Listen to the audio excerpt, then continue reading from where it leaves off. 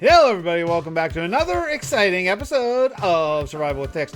We are here in the newly christened name Boneville.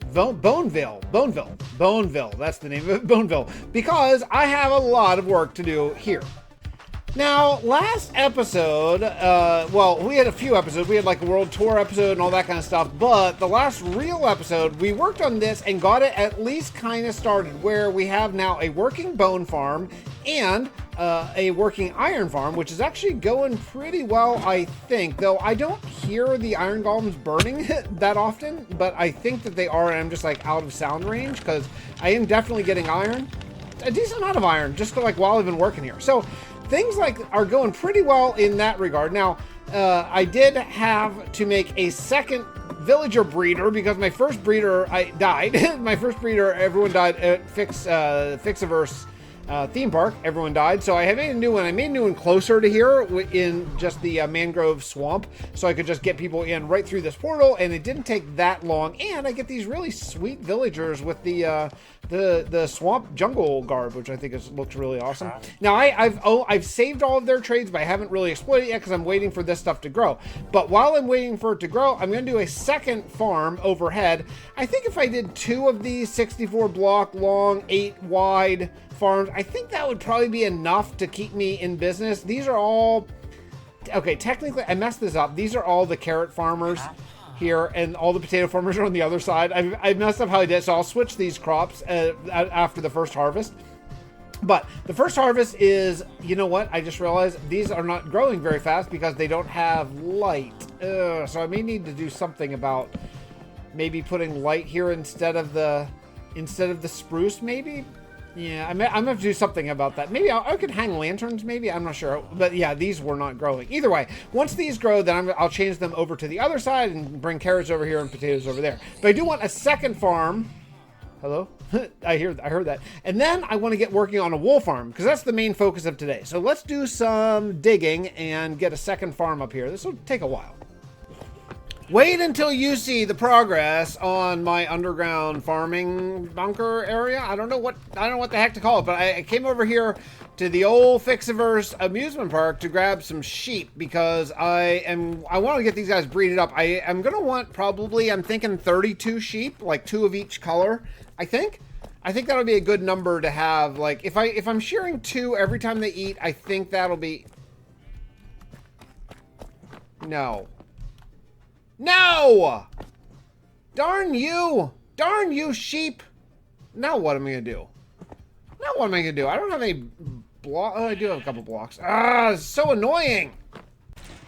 I want to bring you in before I do too much of this. I now have all the sheep put into place, and I have this system that I'm going to be using. So, it's just a dispenser all running on one minecart going around in a circle. I like movement in worlds, and that's why I'm doing it. So this minecart's going to go, and every time it goes by a certain place, it's going to trigger a detector rail, and that is going to start a little redstone circuit that's going to fire off all the dispensers in the row. Obviously, if there's no wool, it doesn't use up durability and shears, so who cares? So, yeah. So you know, this is kind of where we're at now. I got all this set up. I still need to run the rails over on this side and then sort of do a complete circuit around all 4, because I do just probably want one minecart doing all of it. So, yeah, we're going to have to do like regular rails on this and then powered rails in between. I got everything colored and all set up, and it is working. Now, I still want to make this place look beautiful, but this is turning into the greatest AFK farm ever. We got iron, we got emeralds. That's not quite AFK, but still, basically, with trading. We have crops, we have bones, which I need desperately, and now we have all 16 colors of wool, and plenty of it.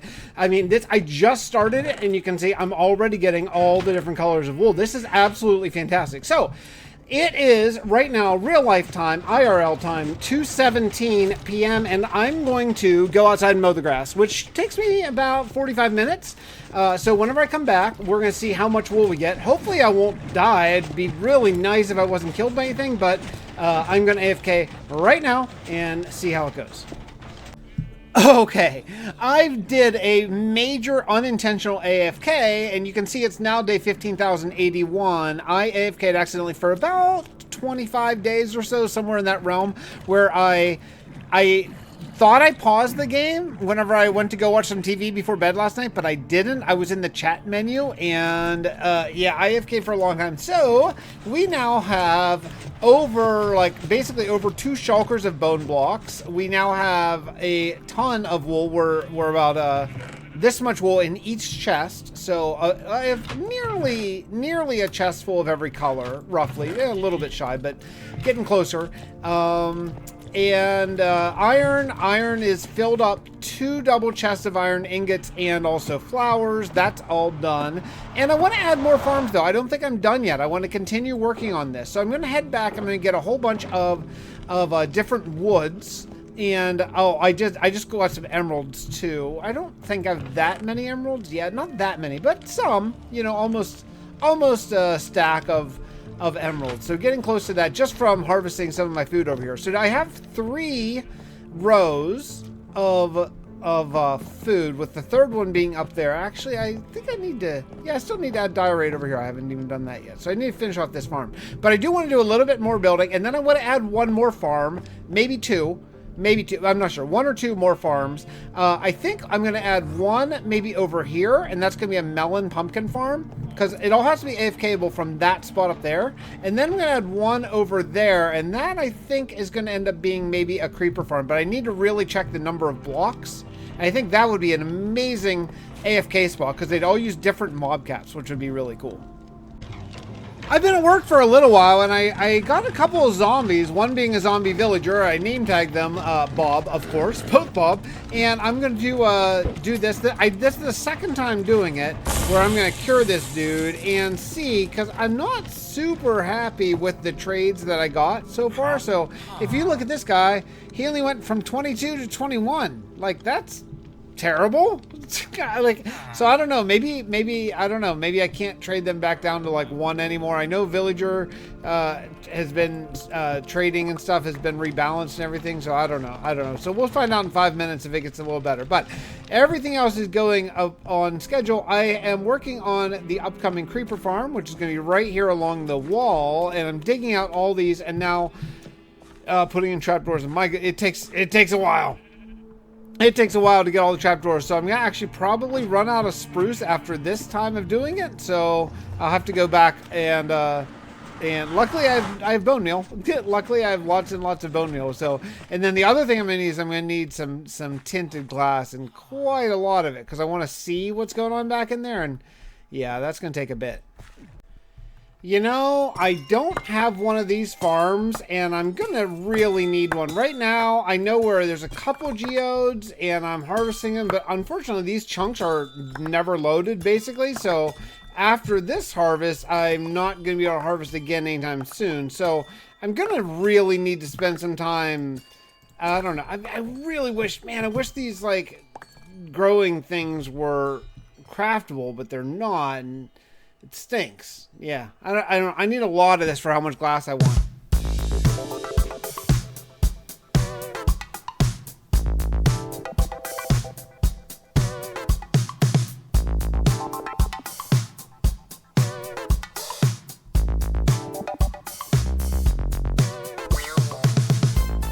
I would like to wrap up this episode in the next 4 Minecraft days, and the sun is going down, so almost the next 3 days, because I just feel like capping this one at 100 days just feels like a nice, tidy thing to do. 100 Minecraft days to build this underground bunker. Granted, I did spend like 25 of it AFK, but still, so I had to come back here to Steelport, and I need to make just an absolute ton of pistons for the melon pumpkin farm, because those are all good trades too for more emeralds, and I want to have that AFKable as well. So yeah, here I am back in Steelport, grabbing some redstone and just making just ton of pistons. I don't even know how many pistons, like so many pistons. I don't know, we'll see. Like, I'll make as many as I can carry, I guess.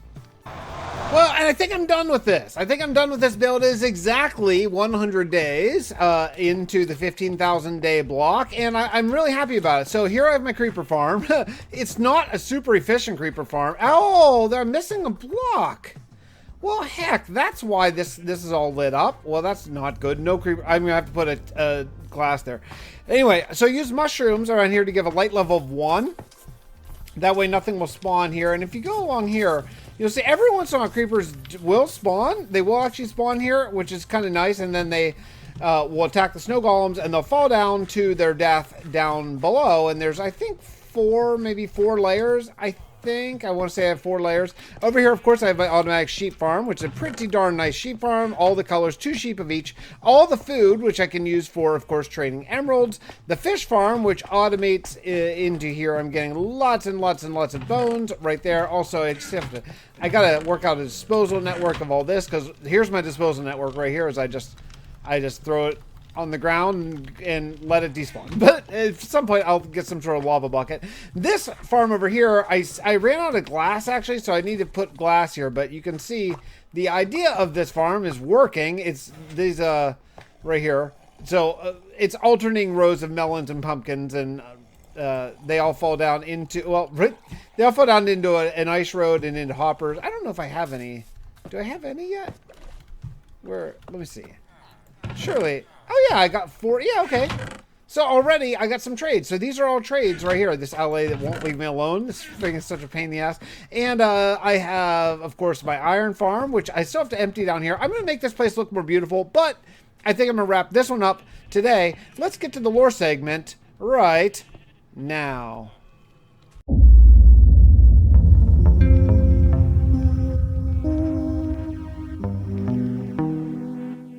I made it to the Arcane Reception Coil, or ARC, and tried to contact Fred. He is somehow 8 million years in our future, and Tracy tried to reform the connection but wasn't able to. She said something about since the merging of our 2 worlds, the connection between us, the future, and past is severed. She had an idea, though, and is running a simulation of some sort of triangulation between where we currently are in time and space, where we were before the merge, and where we would be now if the 2 planets had not been forced together. While she runs all the connections at the Titan station, I set out to work on some underground stuff. Look, I hope we can prevent the Cal attack, but if we can't, possibly bunkers and hiding underground might be the best way for at least some of us to survive. I don't know how sound that reasoning is, honestly, but I just don't know what else to do. Well, until the next log, Agent Skeens, out.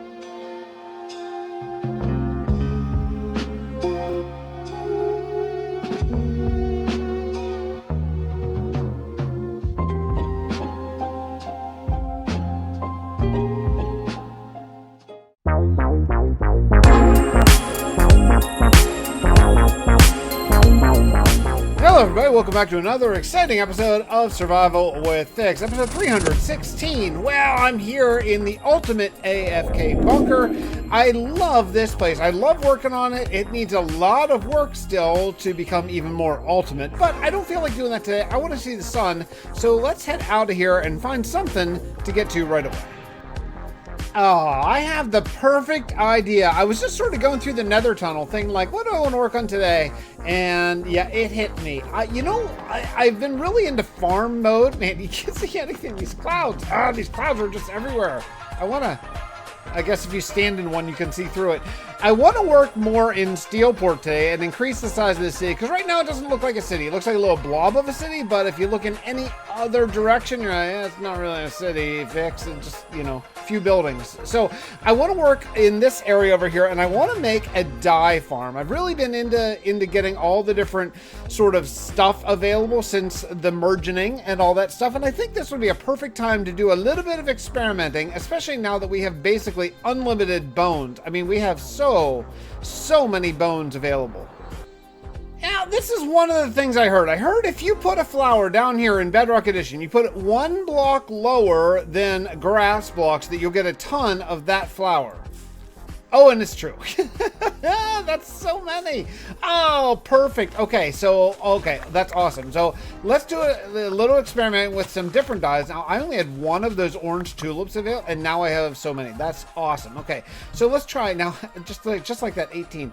Let's try these Lily of the Valleys. Does it work with Lily of the Valleys? Oh, it does. Okay, so this is awesome. Okay, so this is what we're going to be doing. We are going to be building botanical gardens right in this little area. There's this awesome place that I already laid out the road, so I think is the perfect place. I'm going to build the farms first, and then we're going to build the sort of building around it. So let's see. I'm going to have to figure out how many flowers there are first in this game, and then figure out how to I don't know exactly how to do this. I'm gonna have to think about how I'm gonna actually make this farm work. So this is my first stab at this. I'm trying to do this myself instead of just watching a tutorial like a big wuss, and I found out that if you put the dispenser facing down, then it actually works. So let me do a little demonstration. It works pretty well. Just have the pistons break the bluff like this. Is this gonna? Yeah, okay. Yeah, and I mean, it works pretty well. I'm getting absolutely crap tons of flowers. I don't know why I'm getting so many red flowers, because I think I'm bone mealing the grass. I don't know. I don't know why I'm getting so many red flowers.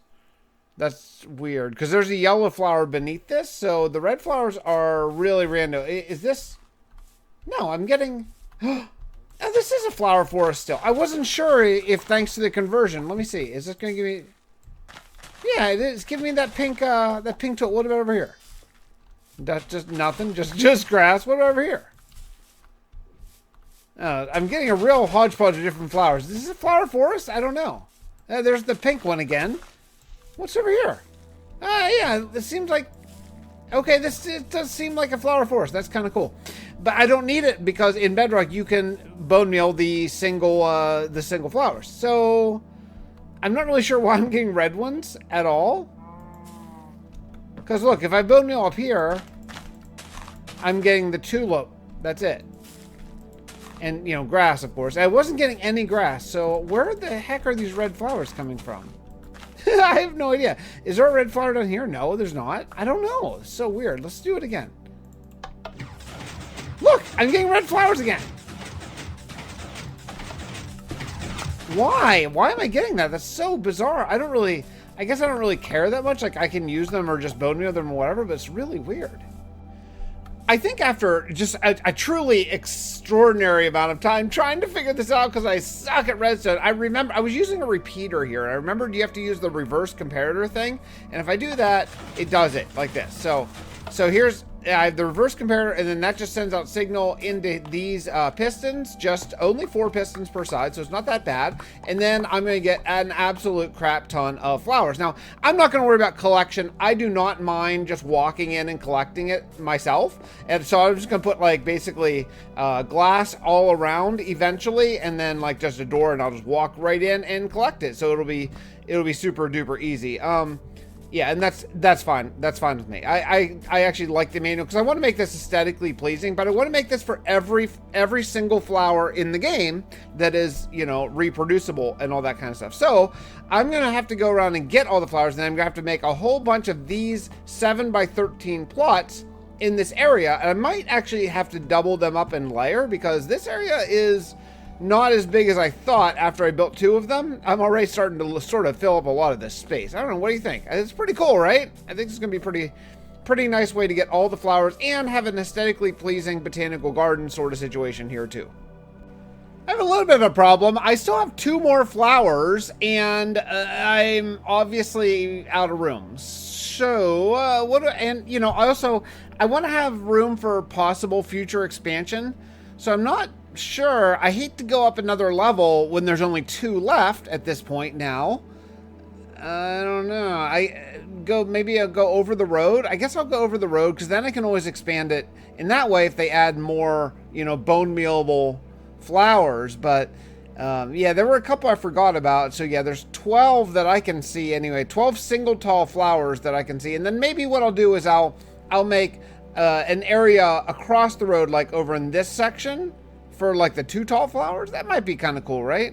I'm excited to get this sort of block. You know, I did this terraforming quite a while ago, so I'm excited to actually get this area sort of, you know, start to turn into a city.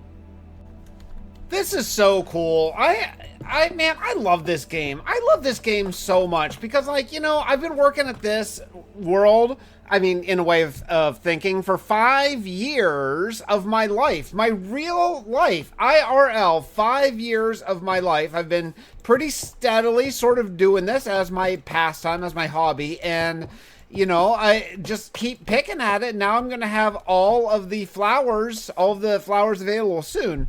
And so I'm just putting these farms, and it's decided to do it like sort of modularly so I can kind of keep track of which step is next, because like it's not confusing, but it's hard to remember exactly how the redstone lines up. So I'm just doing all the pistons, then I'll do all the redstone and the comparator and the levers and all that kind of stuff. But this is going to be so awesome. I am so excited about this. I hope you can just tell like just how enthusiastic I am about this world and about just sort of like, you know, what we're building together and all that kind of stuff. It's really a blast. I was talking to my good friend Klautos here. He's back. Klautos is back to playing some Minecraft over on his channel, and we were just chatting a little bit here recently about the old Realm of Vastin days, and man, I miss it. You know, we started the Realm of Vastin again, like a second stab at it, not terribly long ago, but that was sort of when I was going through, well, I was coming out of the other side of my divorce, and I'd already moved to the new house, but I was thinking, you know, I was not in a great place. Like when I moved, it was tough. It was really challenging for me to just sort of, you know, come to terms with this is how it is and stuff like that. And so that was really tough. And I thought, oh, the best thing for me would be, you know, playing on a server with my old friends, like Realm of Vastin. That was like some of my favorite gaming times of my life, and that would make me really happy. And it did, but I wasn't ready. I wasn't ready to like log on and you know, like talk to people. Like, so I sort of disappeared into my single player world.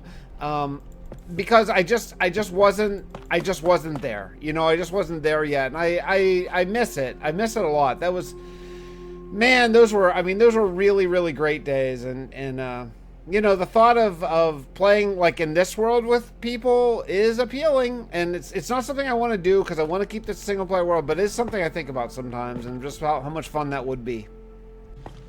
Oh, it's a beautiful morning here in Steelport, and I'm taking a little bit of a break from doing the flower farm just because I need to do some smelting for some glass. So while that's smelting in my lava factory right there, I have this other factory. Now, if you remember back when I first built this was supposed to be to make deep slate, because basically I had a recipe for deep slate, where it was like cobblestone and basalt. So this whole generator thing, this no longer works. I'm going to leave it there for posterity. But what I want to do, the problem is I switched all these out for blast furnaces because that was the recipe. You smelled it, I think, or so, I don't remember how. For whatever reason, I switched all these out for blast furnaces. The problem is blast furnaces are twice as fast as regular furnaces. So these would all get backed up because I had so many that the materials would block the buckets from coming down and getting in here, which actually turned into a problem. So what I'm going to do is I'm going to split this up into groups of 12. So I'm going to have 2 blast furnaces and then 2 smokers. And that way, if I need to smelt meat or you know, a lot of it, or potatoes for whatever reason, then I can just come over here and I can smelt, or ores or whatever. I don't have to wait super long. I can just drop them all in here and decide which one I want to go into, right? So the way we're doing this now, this is for the lava buckets, and then up here is going to be for the actual you know, minecart. You know, the minecart. Like that's the word I'm looking for. Yeah, well, this is for the minecart. So we'll have to put a I guess a lever here. Is that going to stop? Is that going to lock this hopper? I don't know if it will. Is that going in there? It might be locked. Okay, well, easy. There we go. We'll just get rid of this. Okay, and then how do I power that? I'm not sure how to power that. How do I power these ones? Oh, maybe up there? Could I do this? Is that going to? Yeah, that is good. Okay, cool. All right, we got this. Yeah, I got this all done. I don't have nearly enough lava. I just need to wait for my lava to refill over here, but yeah, I have enough blast furnaces now. I have 2 different arrays and 2 different raids. Now look, I know I can only do a full chest here, and if I can do 4 full chests or 2 double chests worth of stuff at the same time, that's fine. I don't need more than that. This is not like a hermitcraft, right? Like, I just need enough that I can build stuff and be happy. That's all I need, right? So just let me build stuff and be happy. You know, the clouds are redone in this latest preview that I'm playing in right now, and I gotta say, nighttime looks really cool. Getting eaten here, but nighttime in the rain looks really cool. I mean, these vibrant visuals are just awesome. They are just so awesome, and I love them. One of the things that I've got to deal with at some point, though, in the sort of semi kind of nearish future, is I really want to deal with a much better gunpowder solution.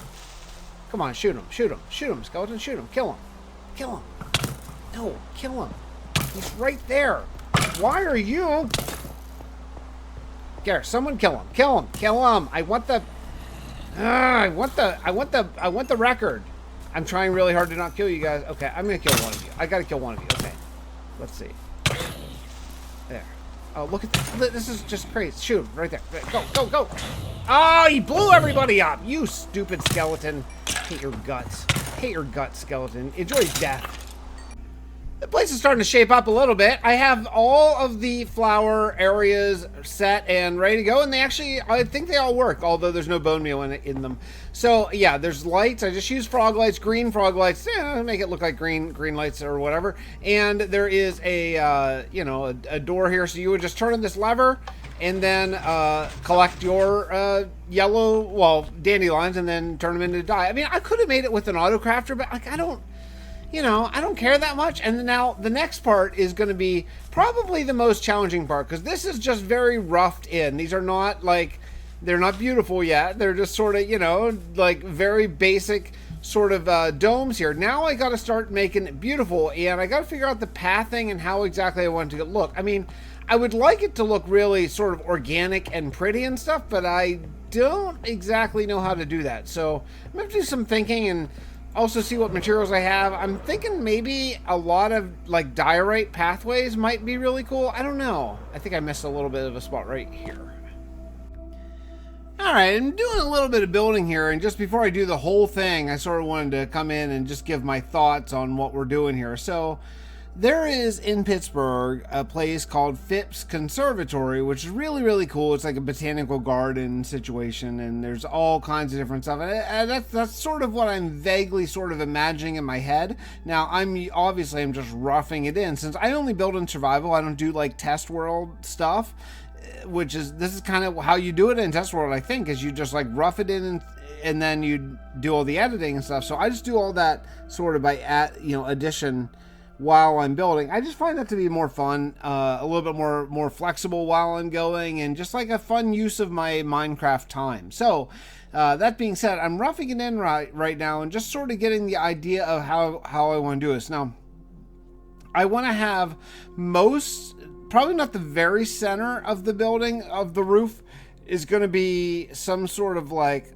solid block, but then most of the roofs are going to be glass, because I want these flowers and stuff to have natural light. So there's gonna be a lot of glass roofs outside of the very center of this innermost box, which is actually going to be even taller. It's going to be like another layer. So still working on it, getting closer here, but yeah, I'm liking the shape so far. I might add some outdoor stuff maybe in the section over there, that grass, but we'll see. Let's keep on roughing this in and see what we come up with.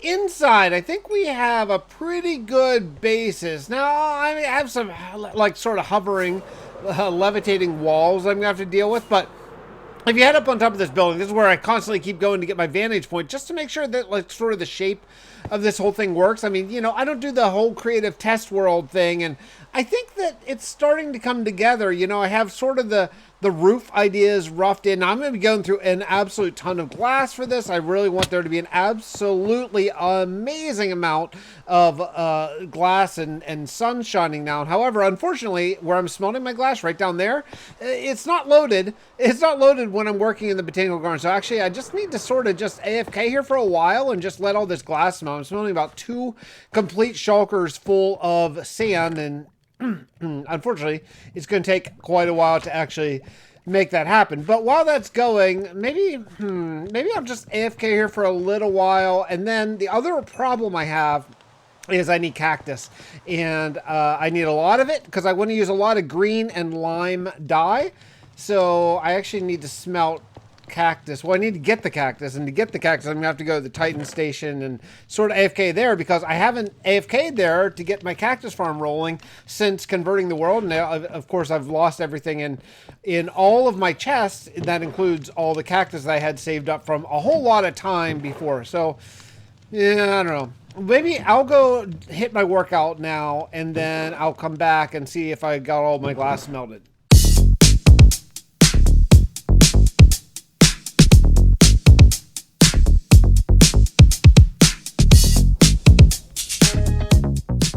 At some point, I'm going to have to expand the Titan station a lot, because I have, well, obviously, we have an AI armada coming in to destroy our entire world, and the Titan station is going to be our main line of defense. So I do need to get working on some actual defenses, some, I don't know, lasers, missiles, spaceships, that kind of stuff. But we're not quite there yet, and while I am working on the main overworld and stuff, I do need to keep that in mind. This is my main AFK. This is a huge cactus farm. This is my main AFK station. I did repopulate that in between episodes with sniffers, so I now have 4 sniffers in there who are now sniffing, because I want to get a whole bunch of those flowers. I can't, pitcher pods and torch flowers, maybe, I think that's what they're called. So I do want to get a whole bunch of those just for crops later on, because I do want to do a farming episode soon.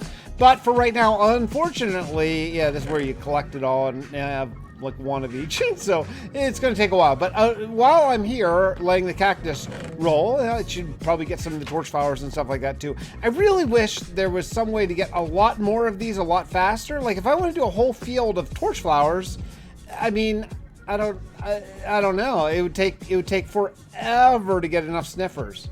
Regardless, that's neither here nor there. I'm going to AFK here for a little while and see if I can get enough cactus to move along this Botanical Gardens build, okay? I'll see you in a few minutes.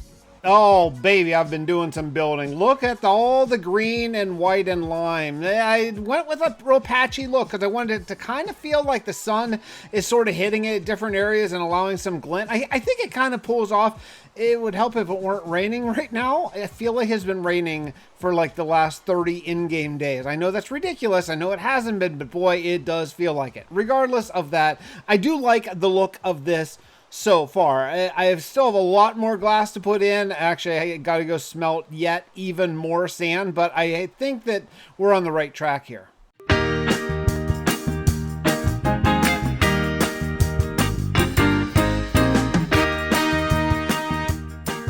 I got most of the glass put in, but now the next thing is I'm going to need a lot of walkways. My kind of idea for the Botanical Gardens here is that we're going to have walkways that sort of weave up and down in addition to all around it, so you can see different views of all these. So we have in Pittsburgh here a place called Phipps Conservatory, which is really cool. I love taking my boys there, and it's just great. And the whole thing is kind of like a maze.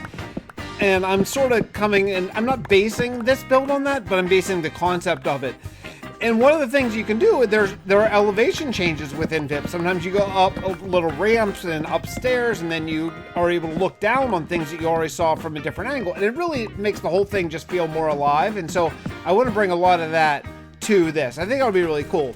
And while I'm doing that, I would like to build that out of pale oak. I just think that bringing in the white would really help. Here's a closer look at sort of how it looks from the inside. From the inside, you can't really tell that there's white, lime, and green glass, but from the outside, you definitely can. And I think that's cool. That's not in all what I intended, but I do like the look of it. And especially, I'm really imagining that whenever you look in here, you're going to see a lot of trees and stuff, because in addition to all the plants and flowers, there are going to be trees with big leaf canopies going over top. So I really think that that'll all pull well off. Now, I don't don't love how this looks yet. I tried to make it look like canvas is kind of draped down using this pale oak. I don't know if it really works, but I'm hoping that once I get some walkways and all that kind of stuff put in, that it'll be a little bit more convincing. I'm trusting that if I do my old Minecraft motto, which is just keep adding blocks, that we'll eventually get there, and I'll be very happy with the results. I spent some time going around and just adding in some detail just to separate the plane of where the glass was coming up from the stone brick. I think it does work pretty well. It's a little castle-y, but I did want this to be a really old-looking build, so I think it'll be good. Some of these walkways I need to do a little bit of work on, but you know, just adding in some supports at least to start with will be helpful, and then we'll come in with more detail later. I might even end up changing up these pathways for like pale oak or something like that, but for right now we're just starting to add in some shape and some detail to some of this. Well, I didn't record a couple clips that I meant to, and I want to bring you in before it gets too long. So I started building the custom trees. I have everything all lit up. All these pathways are now done, and they are winding. It's amazing. You can actually get anywhere just thanks to these passageways. So, you know, my thinking is that people will just be able to walk up here and just really check it all out. You can even, there's actually now several different paths between buildings A and buildings B. So there's now this way over here to the second building, and we can have, you know, more trees here. But what I've been working on is I've been working on the beginnings of custom trees, and let's fly down here and I'll show you. I have one mangrove tree right here, and I'm trying to really make these sort of fit. So for example, like as if they were pruned and manicured in order to fit the architecture that was already there. Like this tree goes up and one branch comes out here, but then I force the other branch to sort of go up in that little hole, because I think that you can prune trees that way. I don't know for sure. I've never really pruned a tree that, you know, professionally, but I'm pretty sure you can. So the idea is that I'm just going to continue building in different trees. I'm going to do a couple more mangrove trees, at least one more, and chicken, I need your meat, and then we'll continue on. But boy, oh boy, man, this is a lot of grind. But I have all the supports in now, and all the pathways are all lit up, and everything's good. So now I just got to start filling in the garden and the botanical part of the botanical gardens, I guess. It's a lot. I've just been putting in some sidewalks, and the only place I have really left to sort of deal with is sort of like this grassy area, and I don't know what I want there. I don't know if I want a building or preserve or whatever, but I actually need to make more sidewalk material. But yeah, just putting this stuff in here. I got the parking lot all put in over here, so now that people can drive their cars, because we're gonna have cars now. And let me show you around the inside. I'm really happy with how it turned out. I mean, obviously I still have more sidewalks and stuff, but this whole area, this whole city expansion is brand new. Hey, wandering trade, you got anything good? Let's go over and see. Let's go see. At least I bet he's selling a couple leashes and some leather. Hey, what are you selling? No. All terrible. Terrible. The only thing I mean, there are a couple things that I like. Like I always buy those small, are they called drip leaves? Those small drip leaves? Because I think you can only get them from the Wandering Trader. But yeah, check it out on the inside. What do you think? Oh, it's beautiful, right? I mean, it's beautiful. This is my flower farm. I mean, is this the best flower farm ever made? If it's not, it's got to be on the list, right? I mean, this is just a straight up flower farm, and it is absolutely beautiful. I still have a little bit more sidewalk, like I said. Oh, I gotta get rid of that chest too. But yeah, we have all the different 1 block tall flowers. Now, there are a couple more things I want to do up here. This second building, the building number 2, is all done as well. The only thing I still need to do is up here is where I'm gonna put the 2 tall flowers. So whenever I want to get like a rose or a peony or something like that, I'll just walk over and just sort of bone meal it by hand. That's fine. I don't mind just doing it, because they just like pop off. They don't expand. But yeah, so these will be that for that. So I guess I'll put those in the sidewalk, and then we'll wrap this puppy up. I'm pooped. Everybody, I am pooped of this project. This has been a massive project. I mean, look at the size of this. So I got all the sidewalks in. If you can see, I did a little outside pathway there that's connected, but like also fenced off from the like outer side. So like you get there from inside. I think it's kind of cool. I did leave. Oh man, these sidewalks, adding in the sidewalks helps so much to make this feel like, you know, an alive city. I mean, yeah, I'm gonna dot buildings and stuff all around the edge here eventually, but Yeah, this is a massive project, and really like the look of it. I mean, also adding in the parking lot is massive, and I've got to start adding more parking lots. Now that I've fully committed to cars, I think the reason why I've been waiting is because I wasn't sure if I wanted cars or not. Now that I'm really sure, now I just got to start adding in a lot more parking lots. So the only section I didn't do anything with is this right here, and just because I don't know if I want to put a building or if I want to put a little park here, it's a pretty steep bank. And I just don't, I just want to sit and think about it for a little while. And that little triangle over there, it might end up being the same thing as this. So I just don't know yet. So other than that, I think I am done with this just huge. I mean, this massive build. There's a way in there.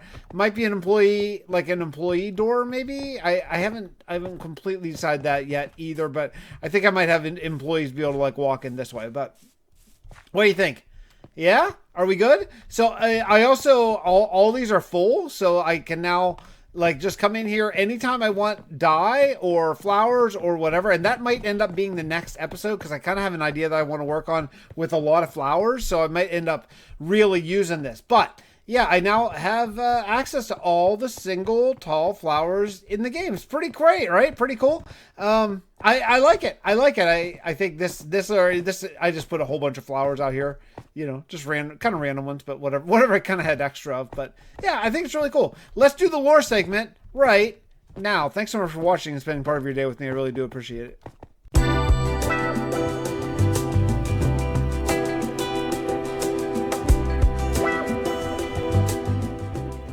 Agent Skeen's reporting.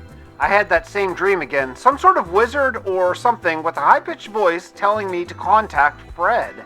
The last time I tried, it didn't work, so Tracy spent some time on Titan Station redirecting the solar panels to beam extra power here.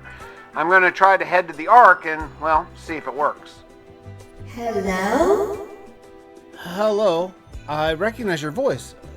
Oracle? Yes, Agent Skeens. You did it. You found us. Us? Who? Where are you? We're in a void of some sort. I don't know where exactly. Who's there with you? Everyone, Agent Skeens. I'm here with everyone.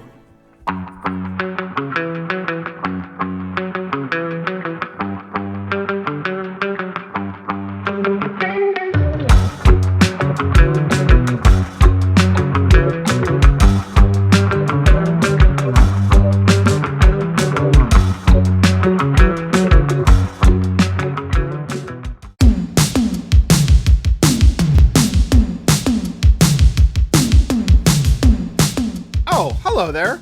Welcome back to another episode of Survival with Fix.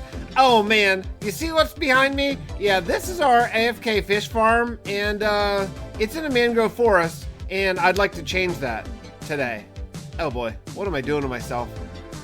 Well, here's why. Because I have underneath this bone farm, which is working beautifully, I have an iron farm, which is also working beautifully, but the problem is, whenever you're in Bedrock Edition, for some reason, for some inexplicable reason, when you build an iron farm, you can't have any villager blocks or stations or anything within 150 blocks of the iron farm, or it doesn't work. So that means I can't ever build like a proper kingdom here because I couldn't use any villager stations, and that's not cool. So what I want to do is I want to turn this into farmland all surrounding this area here.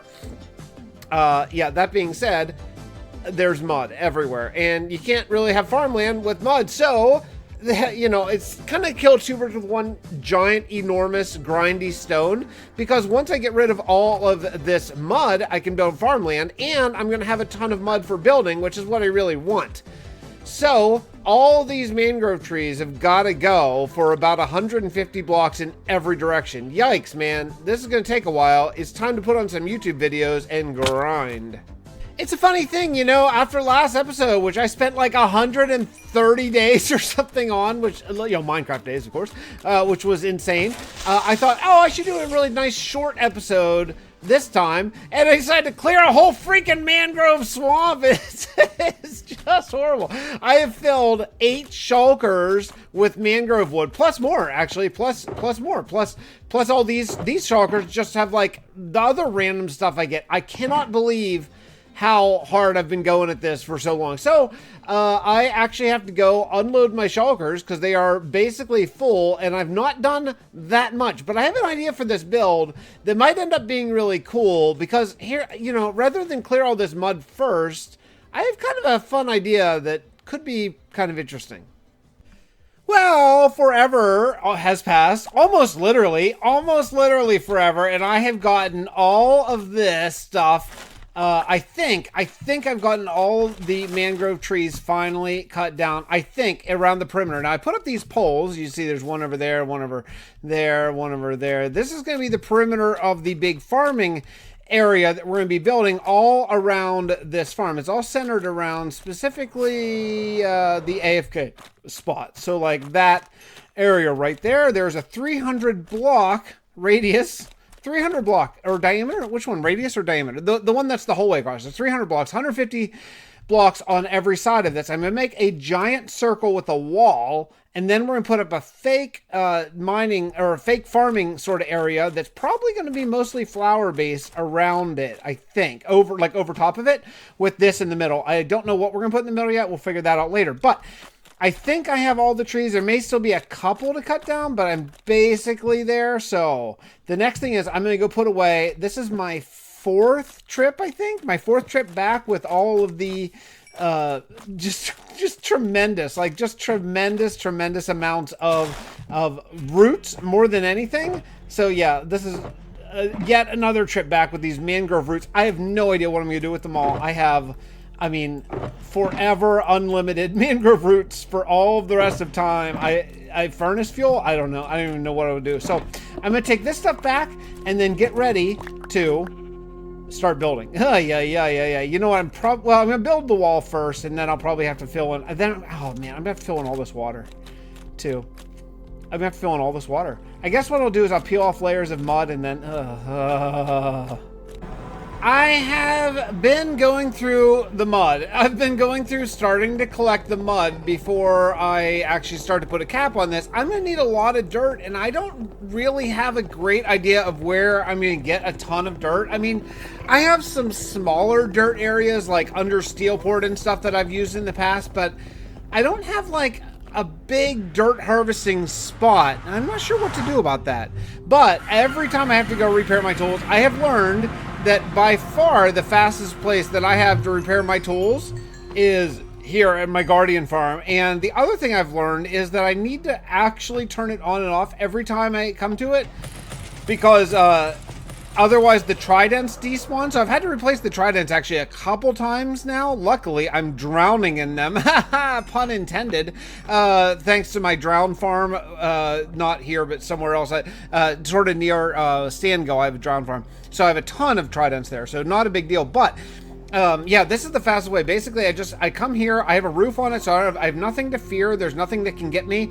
And I just like AFK here while I just play on my phone for a minute or two, or just go refill my coffee or whatever, and then my tools are refilled. This is so much faster than any of my other repair spots. And, you know, as a side note, I'm getting sea lanterns, which I like to use in a lot of builds. So I'm going to repair, and then I'll show you how I'm coming on starting to harvest the really, really amazing amount of mud that I'm going to be into now. Here's where we're kind of at for right now. So I'm just starting the process of just peeling off sort of layer by layer mud. I don't need all of it, but before I start putting on the layers of dirt above, I need to at least torch it. And I figured, like, what the heck, let's go and take a couple layers of mud back to the base first, because one of the reasons why I wanted to do this for the farmland above, rather than just leave it mud or whatever, is because getting mud is kind of a tedious process. So I figured, like, well, if I can just collect it sort of naturally, then I shouldn't need mud for a really long time, maybe like ever in this world. So that's kind of why I'm doing this, you know, like it's going to look really cool and everything, but also it's just going to be an excuse to never have to like harvest mud again after I get a decent amount of this torn down. So yeah, I have a long way to go, but at least most of the water is all filled in for now, and well, down to sea level at least, and then we'll kind of just go from there. But yeah, I have a lot to work on here. This is going to take a while, and then I need to figure out where I'm going to harvest grass. I started putting on the beginning of the dirt, and wow, I cannot believe how much dirt I'm gonna need to cover this whole thing. I just can't even believe it. This is gonna be definitely a multi-episode project, as if I wait until I'm done with this dirt layer, let alone like the build to go on top of it and the farm and all that kind of stuff, then you'll just never see another Minecraft video from me. So I think what I'm gonna do is work a little bit more on this, get like maybe the first, I don't know, like 6 or 7 rows out before, because I'm going to go up a layer. I am going to make this into a hill with like the middle being the top, of course the highest, and then so maybe I'll do like 6 or 7, and then I'll come back like next time I want to work on this and go up a level and do 6 or 7, because I'm going to run out of dirt. I'm going to use all the dirt I have in this world and not have any more, and I don't really have a place to get dirt, and I don't know what I'm going to do about that exactly. Regardless,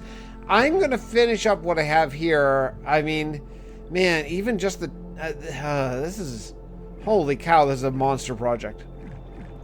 I was just sitting here digging more dirt again for this biggest project ever, and I thought, you know, I should just check ChatGPT and just see how many blocks total I'm looking at for this little project of mine. And yeah, the answer actually is 70,000 blocks, which is like, what did I say, 100? Let me look here. 41 shulkers. It's 41 shulkers. That's what I have to do. I have to get 41 freaking shulkers of dirt just to fill just the landscaping portion of this. So you can see where I'm getting. I came back to Tovlin because I had this half-done mountain, and that allows light to come down, and that's really nice because that way I don't have to fight mobs quite as often, although I do have it lit up kind of. But regardless, yeah, we are, I mean, it's just relentless. It's just a relentless grind here to fill 41 shulkers of dirt and then place 41 shulkers of dirt and grass on the, it's amazing. So I'm going to show you this. I know I keep saying that I'm not going to do this all in one episode, but I do have Cubic Odyssey going, and if you haven't been watching Cubic Odyssey, you really should, because it is telling Fred's story about when he comes up to the surface and he's talking to Agent Skeens from this world. So it really is part of the Fixxiverse. Also, it's a really cool voxel game.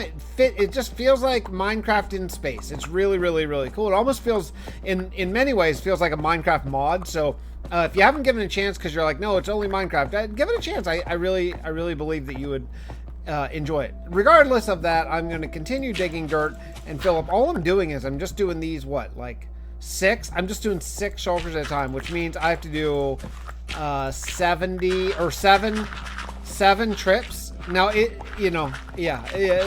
a lot. It's a lot. I'll show you what is going on over there next clip.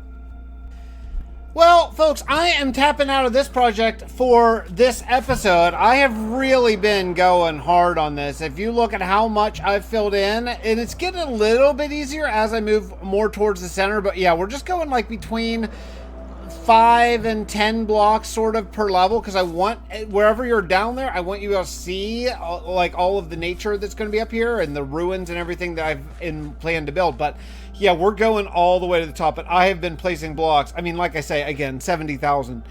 Yikes, man, 70,000 blocks. Yeah, so we're going to be done with this today, because I do have another build that I want to do. And I'm going to head over to Steelport and do that. Well, at least get started on it right now.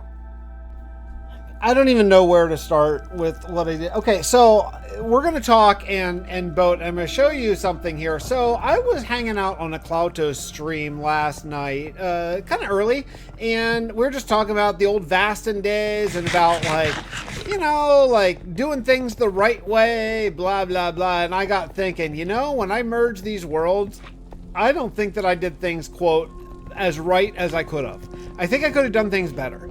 And it was all due to a mix-up on my part.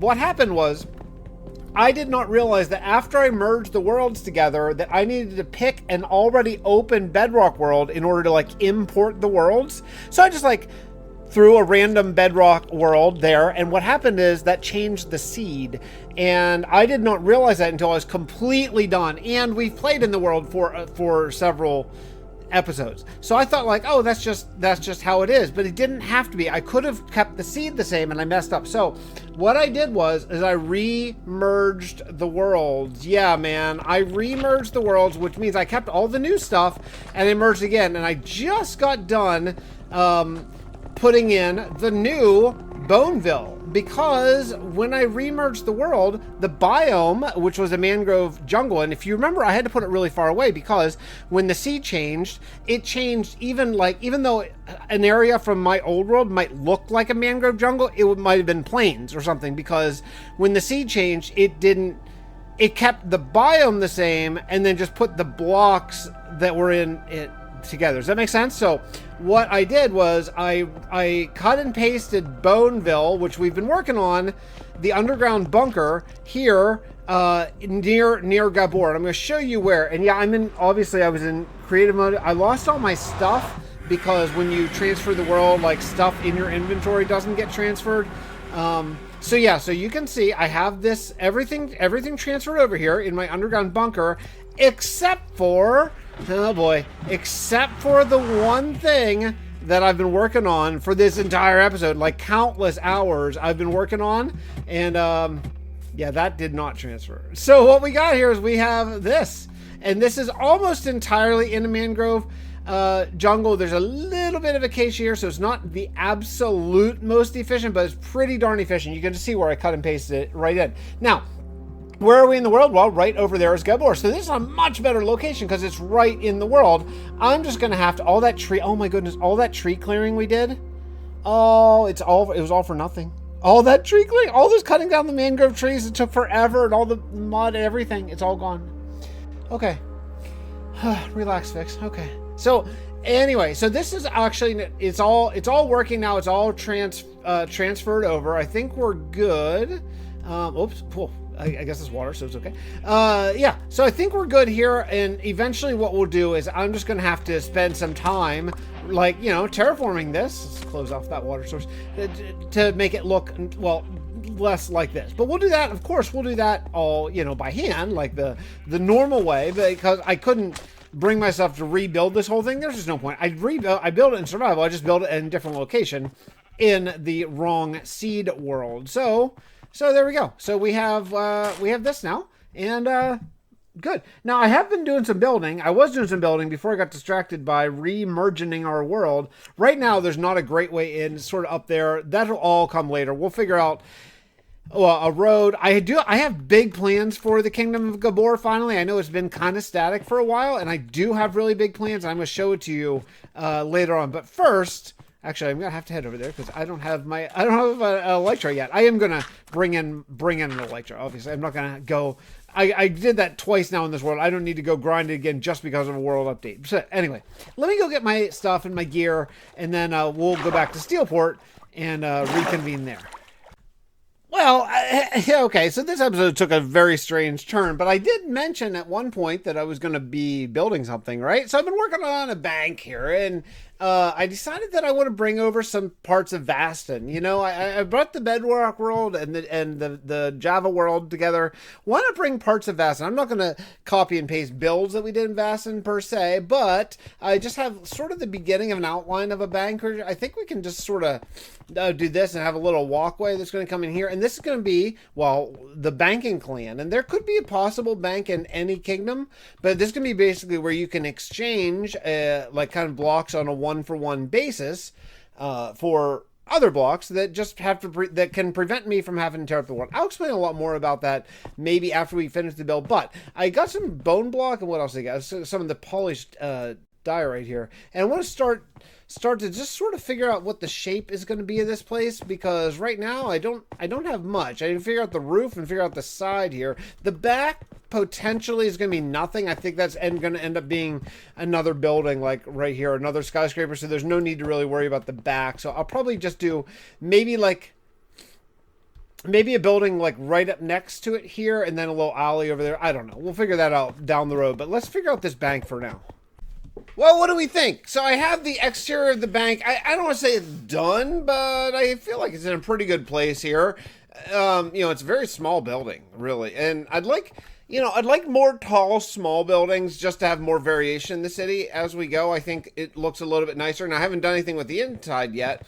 I did begin the process here of putting up a second floor. It's just so tall, I can't not have a second floor. So I'm going to do this, and then I think I'll just do maybe something like this. Maybe I'll do some support beams or something underneath, but just fill in with some andesite here, because eventually I might end up doing more trades. But right now I'm just going to start with the main trades that I want to be able to get in bulk, without totally destroying the world, because I really despise mining deserts. And having gone through, a now non-existent fish farm at Boneville, I've realized I also hate tearing up dirt as well. So I'm gonna make dirt a trade, and I'm gonna make sand a trade, and gravel a trade. Those will be the main trades. Now, they're not for free. You don't get anything for free. So if you want to get a trade,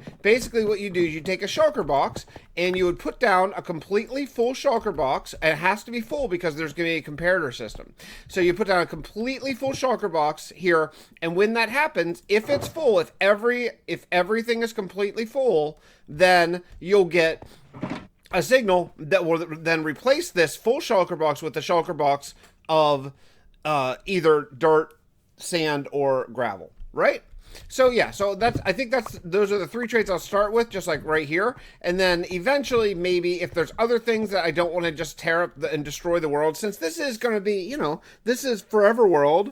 Before that was the hot catchphrase of YouTube. It's a 5-year-old world at this point, in a way of thinking. It's a 5-year-old world, so I don't want to have just barren deserts that are all ripped up and horrible looking. So yeah, I think this makes a lot of sense. I'm still doing the grind to get the stuff, but I'm keeping the world look nice. I think that's really important. I think I have most of the interior worked out. There's still, I'd like to make it a little bit better, but I generally have this okay. There's I want to do a couple things, just add in some, kind of stuff they feel like they would have, like some shrubbery, for example, and things like that. Maybe there, that'd be nice.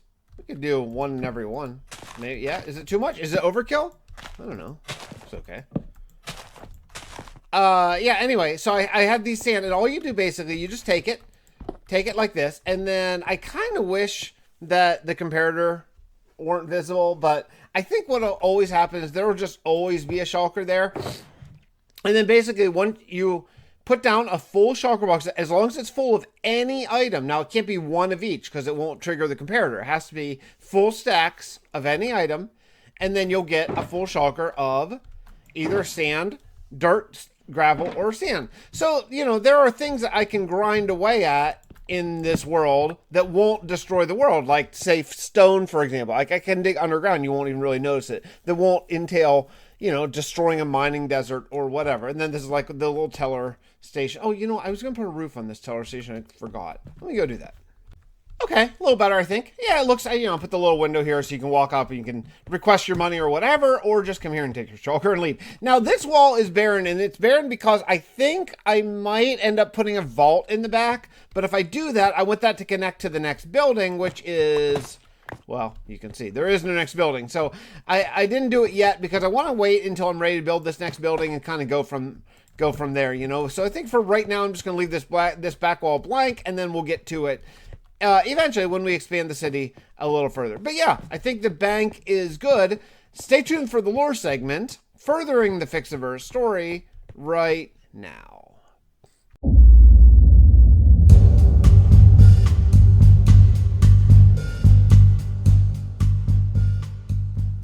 I made contact to Fred. He is a man from another world who was teleported here to this planet, but 8 million years in the future. And despite the time difference, he seems to be the only other living person on this planet. Thankfully, Tracy, our quantum computer, is able to connect us via the Arc Tower.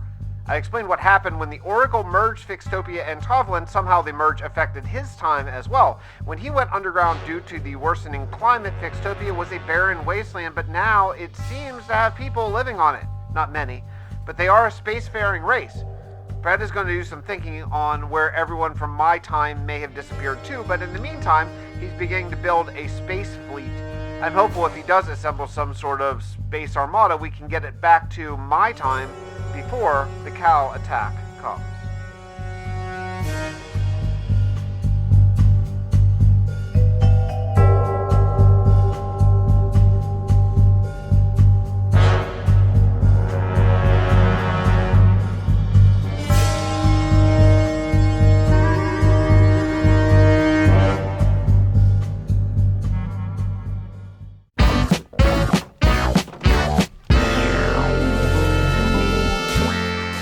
Everybody, welcome back to another exciting episode of Survival with Fix. We're here in Steelport just for now, but I'm not working here today. Today we're finally doing something that I promised, oh man, a long time ago. We are heading to Gabbor because it's time to do some tree building. I'm going to explain everything we're doing later, but first, well, all these trees, I'm going to need a lot of wood, so they got to get cut down. So, thanks to the re-mergening, I actually had to move my nether tunnels a little bit, and it's better. It's actually much better now. It was a pain to do again, even though I just did it. Because if you remember where Boneville and the old Guardian farm is, they were quite a ways this way because I had to get to the new chunk since we had a seed change due to me being an idiot. Well, now our seed is the same old. It's our regular seed. Everything's fixed now, and I fixed the chunk errors kind of the best I could for now, temporarily.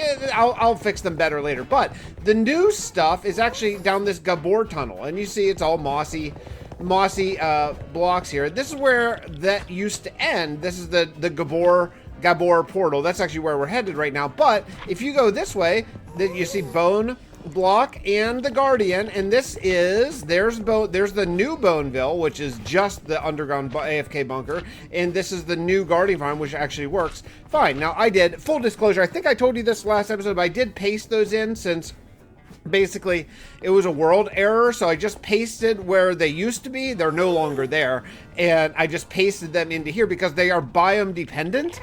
They like the bone farm has to be in a mangrove jungle or mangrove swamp. And now that I have my real seeds, I have one of those where it should be instead of super duper far away. And the Guardian farm obviously has to be near a Guardian temple, which again, I had to go super far away because all the Guardian temples that I had currently in the world no longer function. But I found one pretty close that did. I'll show you how far. It's not too far away. I wish it were a little closer, but it's just right here. So, it's not bad. It's just right at the end of that tunnel. So it's not too bad. And actually, I'm going to build a road there because in this world, everything has to be connected via road, just like basically every world I've ever had. But we're going to start, not here. We're going to start at Gabbor today because we're doing tree building. I finally found a purpose for this ancient kingdom of the Avon that we started a long time ago, and I didn't really have a good reason to do it. Let me show you.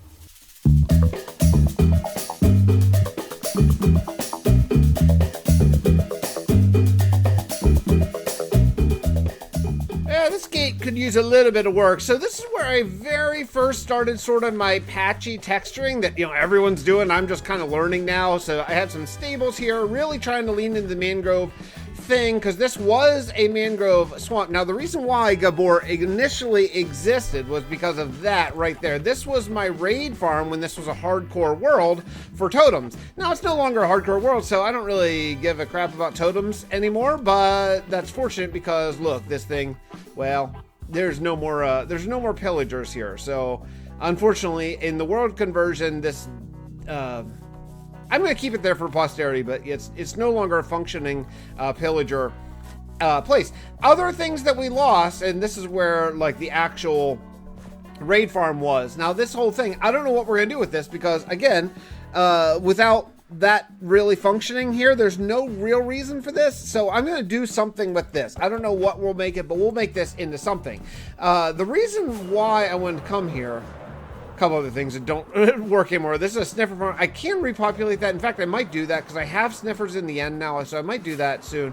And then over here we have, this was supposed to be the armor trim. Well, it's not supposed to. It was the armor trim area, and I lost all of my armor trims because all entities didn't convert anyway. So yeah, so the idea is I want to have rooms for each armor trim that we come down here, so you can come in here to the Armor Trim Museum if you want to copy it or get Armor Trim. Look, I'm so lame. I don't even have Armor Trim on. I don't even wear it. It's a cool addition. I just don't, you know, in a single player world, I don't see myself, so who cares? So here's the deal. Here's the reason why I want Gabbor to happen. I'm going to...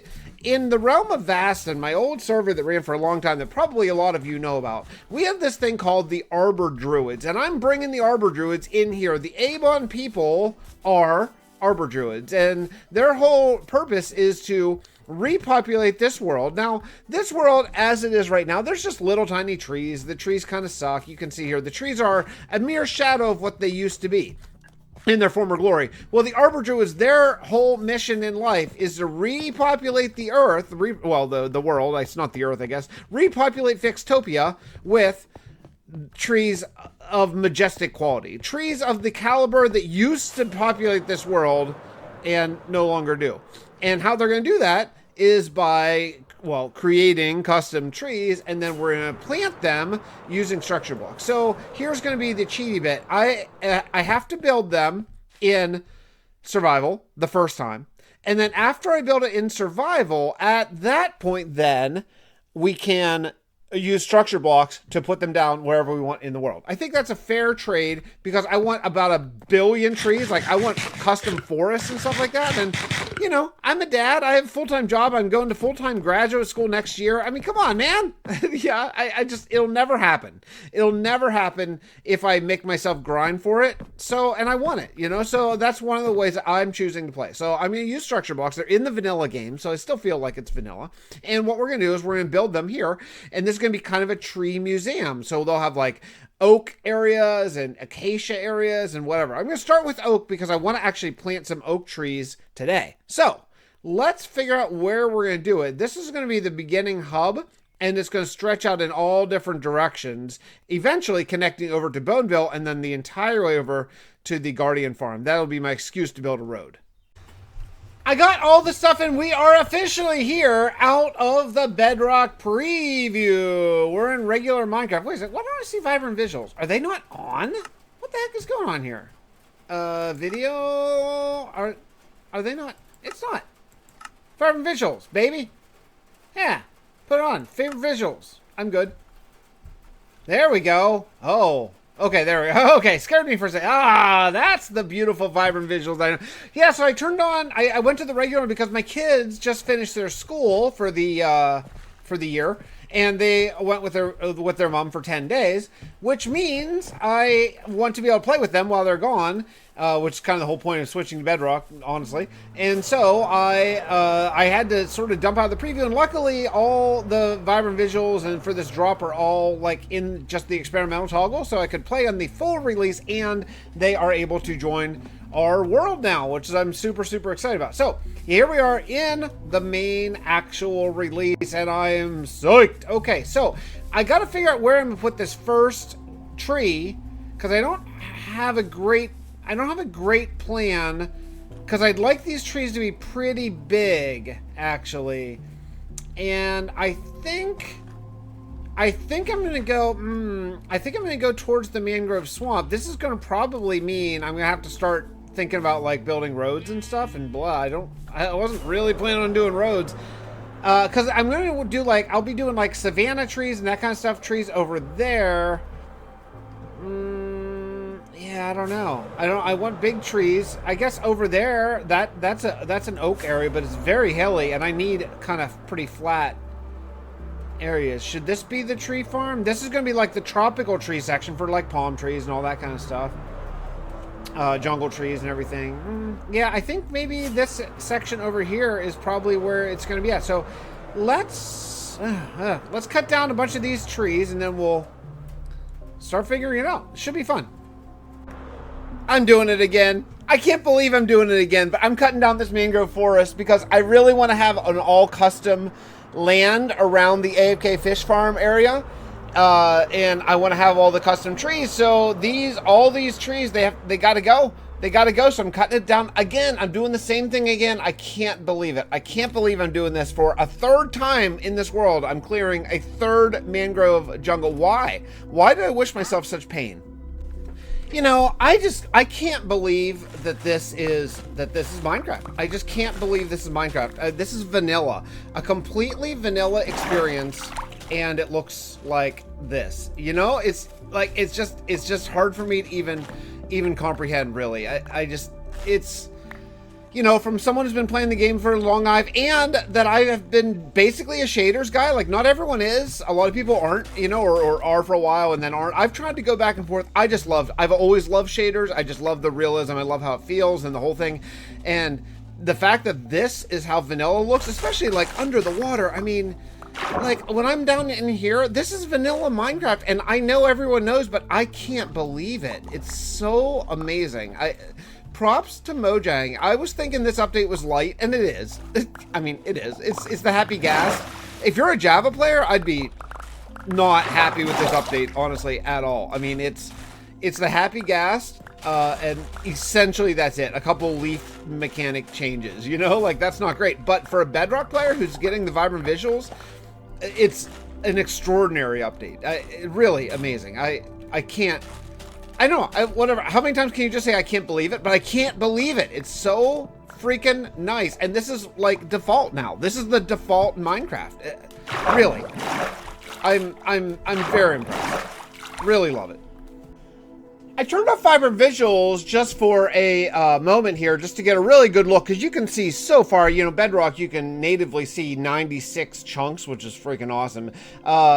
And you can actually see right over there, that's where the new Guardian farm is. So it's actually, you know, it's within sort of reasonable area to get to. So what we'll be doing is we will be building a road out to it eventually. But first, I have successfully cleared all of the really, I mean, kind of amazing amount of trees in this second mangrove swamp, finally, and that's all done. So now we're set to actually start building some trees. I'm going to do some landscaping around it later, but I want to actually just start building the trees because I want to build pretty big trees. Now, the new size of structure blocks is 64 by 64 by like 256 height or something. I won't build them that high, obviously, because I want my buildings to not look like little puny models. But 64 by 64 is really awesome. So I'm going to be able to build some really, really, really nice big trees. I think what I'm going to do is I'm going to build the first one first and just see how big it is. I haven't done a really big custom tree in a really long time, so... I have some cobblestone and stone that I was going to do for like a perimeter, but I think the best way to do it would be just start by building a tree and then kind of go from there. Because I don't really have a concept of how big they're going to be until I do it. Not build an oak tree in a really long time, and it is obvious. I wonder how my wolves doing. Almost 2 rows. So I'm going to come in here to Boneville, to my AFK farm, and grab some bone meal. I think I should probably have a lot. Yeah, okay, pretty good. And then I'll show you the progress on the tree. It's not great. It's not great. We're going slow, but we'll get it. We'll get it eventually. So here's the progress on the first tree, my first stab. Now there's going to be some edits and stuff, and we'll work it out. I figured that the first tree I'll just go ahead and just wade right into the waters and just try to get it going. But obviously it's pretty sparse. I saw a lot more leaves and stuff, and I think I'm going to have to add more branches. I haven't done any of the underside branches yet.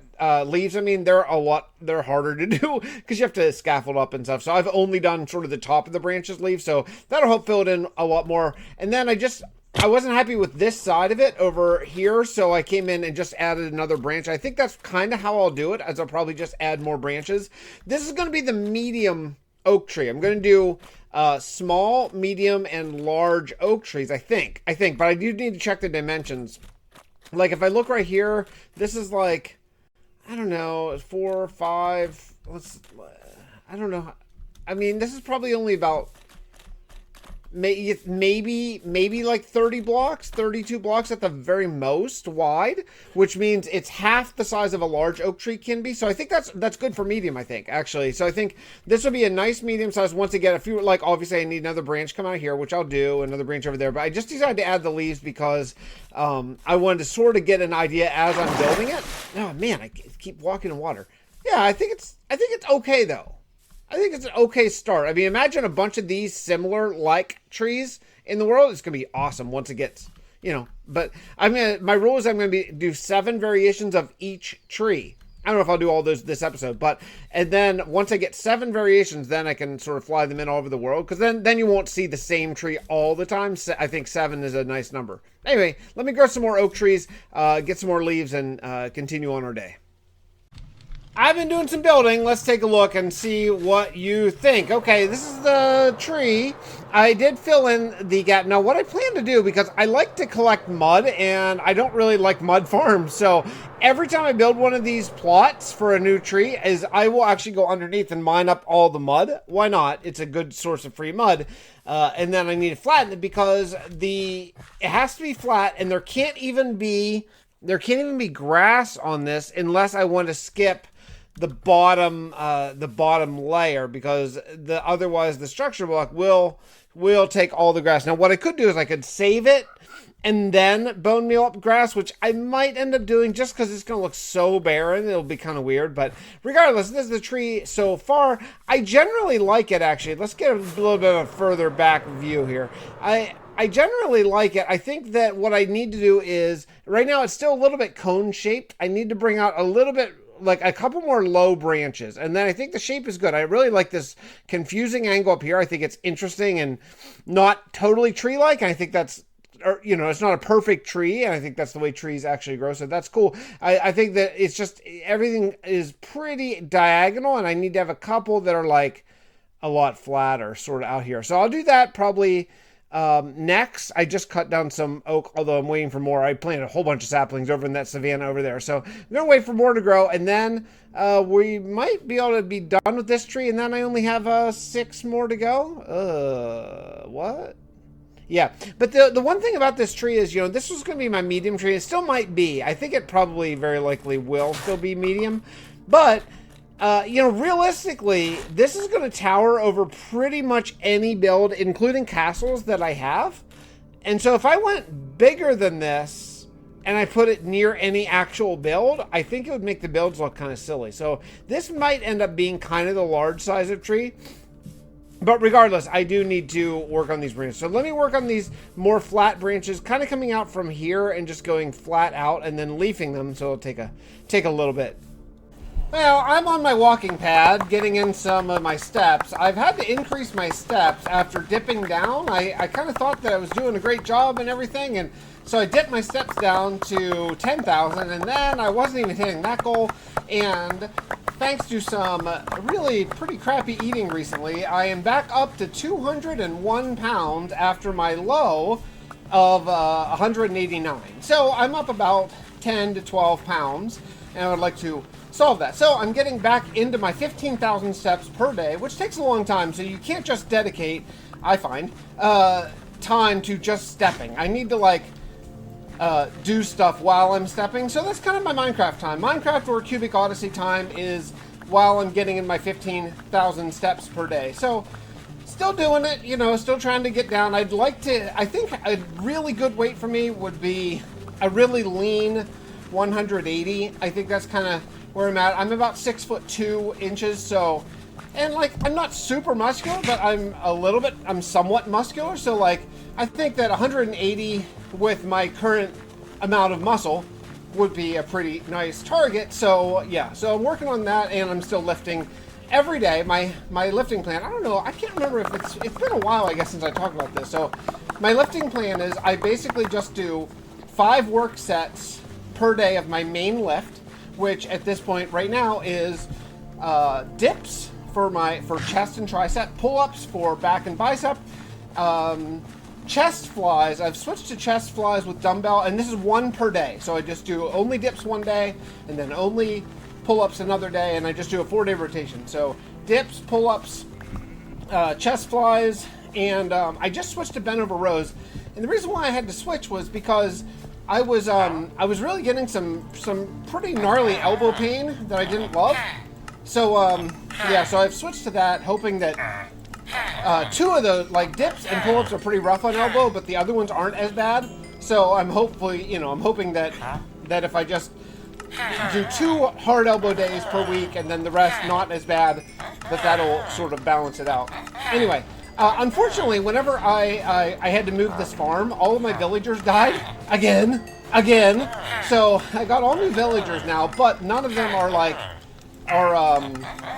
they're not down all the way to this, I don't know, master level or whatever. So yeah, so I got to go through all this because I want to get golden carrots to eat. As you can see, I'm completely out of food. I always keep my food in my 9th spot over there, and I'm out of food. So I got to do some farming and stuff like this. And also, it's a nice little hack to repair my tools as well. But yeah, all right. So I'm gonna do some farming for a little bit, and I'll show you the work on the landscaping, getting ready for the second tree. I am in tree mode.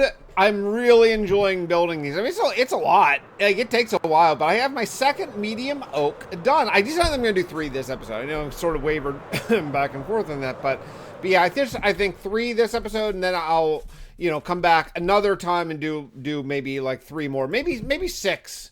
Maybe 6 trees is enough. The other thing is I expanded the grass around here, not necessarily the tree, to make these 48. So I decided that I'm just going to go with 3 just to keep things consistent and easy for the structure blocks. I'm going to keep things either 32, 48, or 64, which are very Minecrafty numbers, right?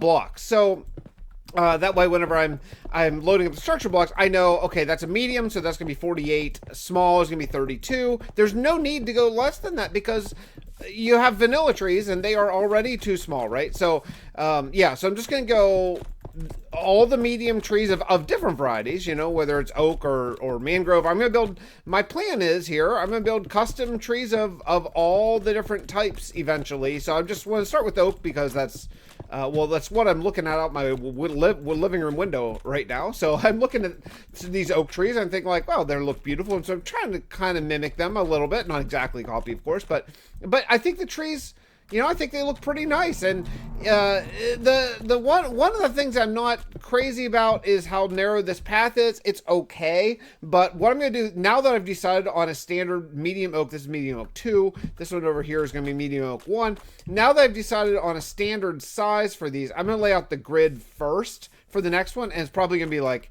here. I don't want them to be lined up exactly. I think that'll look silly. So I'll line up the grid right here. And then I'll build 1 more oak tree, right here. 1 more medium oak. I think that'll be great.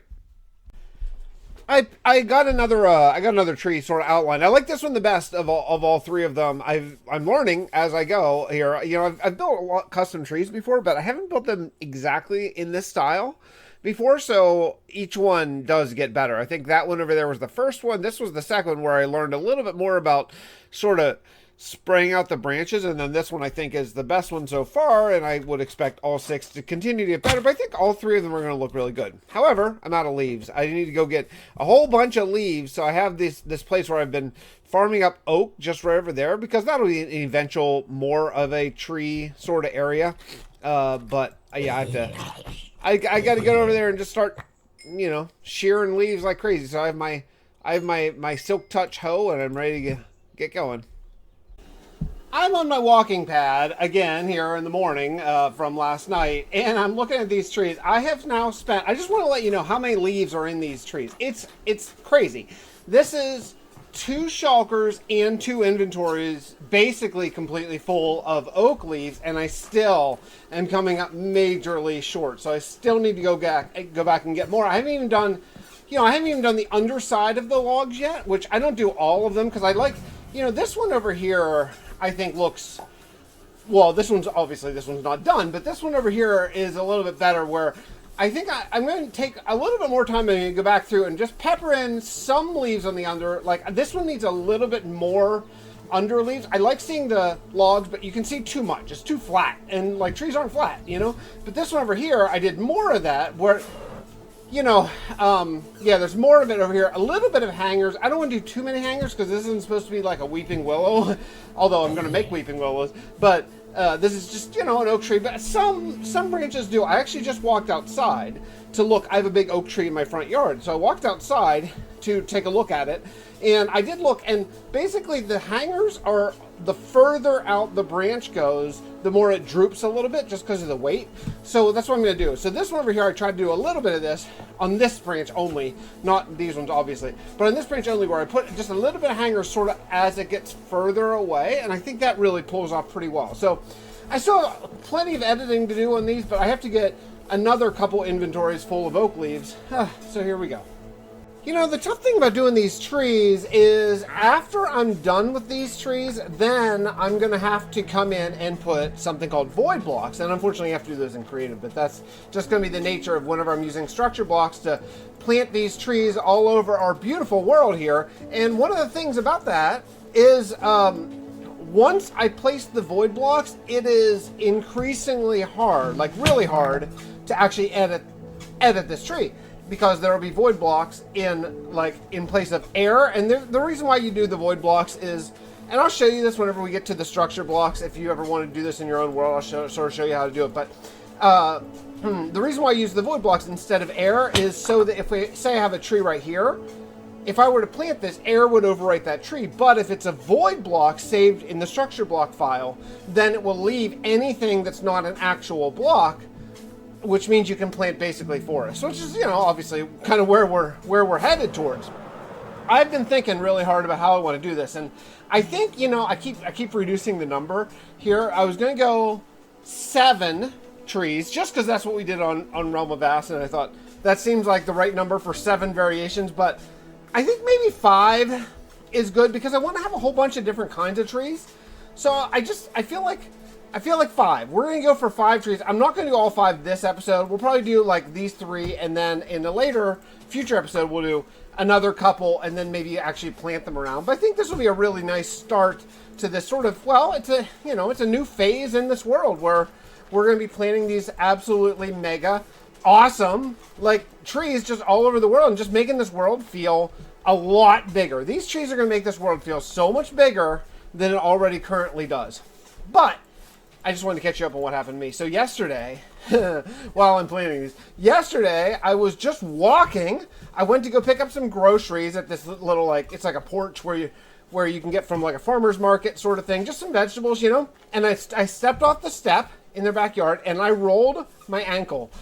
And man, it hurts. I didn't break it, luckily, I don't think, but it hurts. So I'm trying right now. I don't know if you can hear it. I don't think you can, but I'm walking on the walking pad right now at 2 miles an hour, which usually I go about 3. So I'm like just hobbling, and like it doesn't hurt to walk, but I'm just being ginger because I've been getting 15,000 steps every day for over a week now, and and my app that I use to keep track of my steps, it has a streak, and I really, really, really don't want to lose my streak. I don't want to lose my streak. Like, so I'm being careful. I'm not risking further injury, I don't think, because I'm not going side to side. I'm just going really straight line, and it doesn't hurt while I'm walking this way.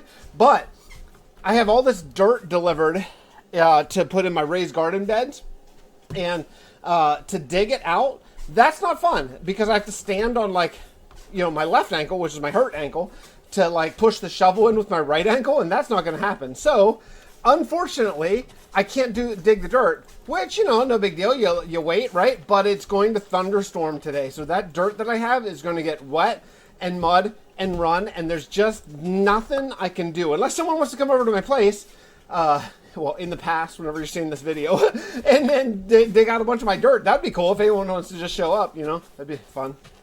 So I think I have these 3 trees. I think they're done. I feel pretty good about them. Now, basically, now I'm doing one last thing about them here is I want to cut holes in them, and I already did that one. So I'm trying to stand sort of within mobs, like hostile mob spawning range, because I figure if there's any areas that are not lit up to, you know, some light level, and what I'm doing is I'm just kind of finding a spot, like right here would be an ideal spot for a hole. So I'm going to go up here and I'm going to dig a hole straight to the sky because that'll light up basically 15 blocks on every side of the light. straight up. That's how, despite how the shaders work now, I think light still goes straight down from the sky. So that means that'll keep that whole big, like 30 block radius there, right there. So that's now open to the sky. So then I can just come down here and boom. We got that hole in no spawning range. So now here's another one. I can see it's light up right there. But over here, this looks pretty dark right here. So let's try to find a spot like, for example, maybe right here, like right in the crack. So I'll do that. I think I'm done. I think I feel really good about this. I actually, amazingly, I ran out of leaves yet again and had to go shear more leaves. But I feel good about these trees. I think I have 3 pretty nice medium oak trees. I'll come back and do 3 more or 2 more maybe another day. I do think after some consideration, 5 is sort of the right number for this. But yeah, I have 3 pretty different, I mean, they're similar, but pretty different trees. They're going to look really good both in towns and in forests and everything. I'm super psyched about this. Okay, we have a throwback lore segment. Right now, this is archived footage from Steve Tepik talking about these very people, the people of the Avon. Stay tuned for the lore right now.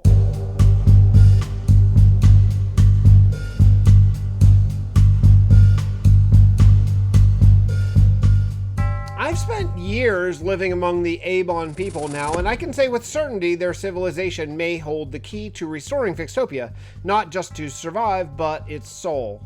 The Avon believed the world was once blanketed by forests of massive ancient trees, towering things, trunks as wide as houses, branches like bridges.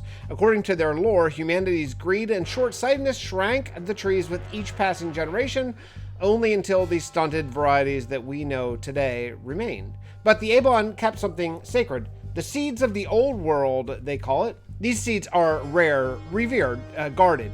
The Avon claim that each one has the potential to grow into a tree of legend as long as it's planted with the intention in soil made ready by a sacrifice and care. Their entire society revolves around the number 4, and that structure is reflected in their roles. Warriors who wear red are the guardians of Gabbor in the sacred groves. They fight not for conquest, but to protect the ancient from the corrupt. Planters wear blue, and they are the pilgrims who travel across Fixtopia, planting seeds of the old world wherever the land whispers of readiness. Tenders wear yellow, and they are the keepers of the capital's living monuments. They raise saplings into giants generation by generation. And then, of course, there are searchers who wear black. Always wondering, always watching. These are the ones who hunt the forgotten seeds, buried in shadowed valleys and new biomes. Without them, there would be no future trees to plant. Every Avon child learns the meaning of the number 4. Every family lives by it. 2 adults, 2 children. If a third is born, one of the children must leave to become a searcher. It's harsh, but it's tradition and beautiful in its own way. They believe that to restore the world, one must always give something up. In the coming days, I plan to build a grove using the seeds entrusted to me by the Avon elders. I don't know if they'll grow into giants, but maybe they'll become something more, a memory of what was and a promise of what can be.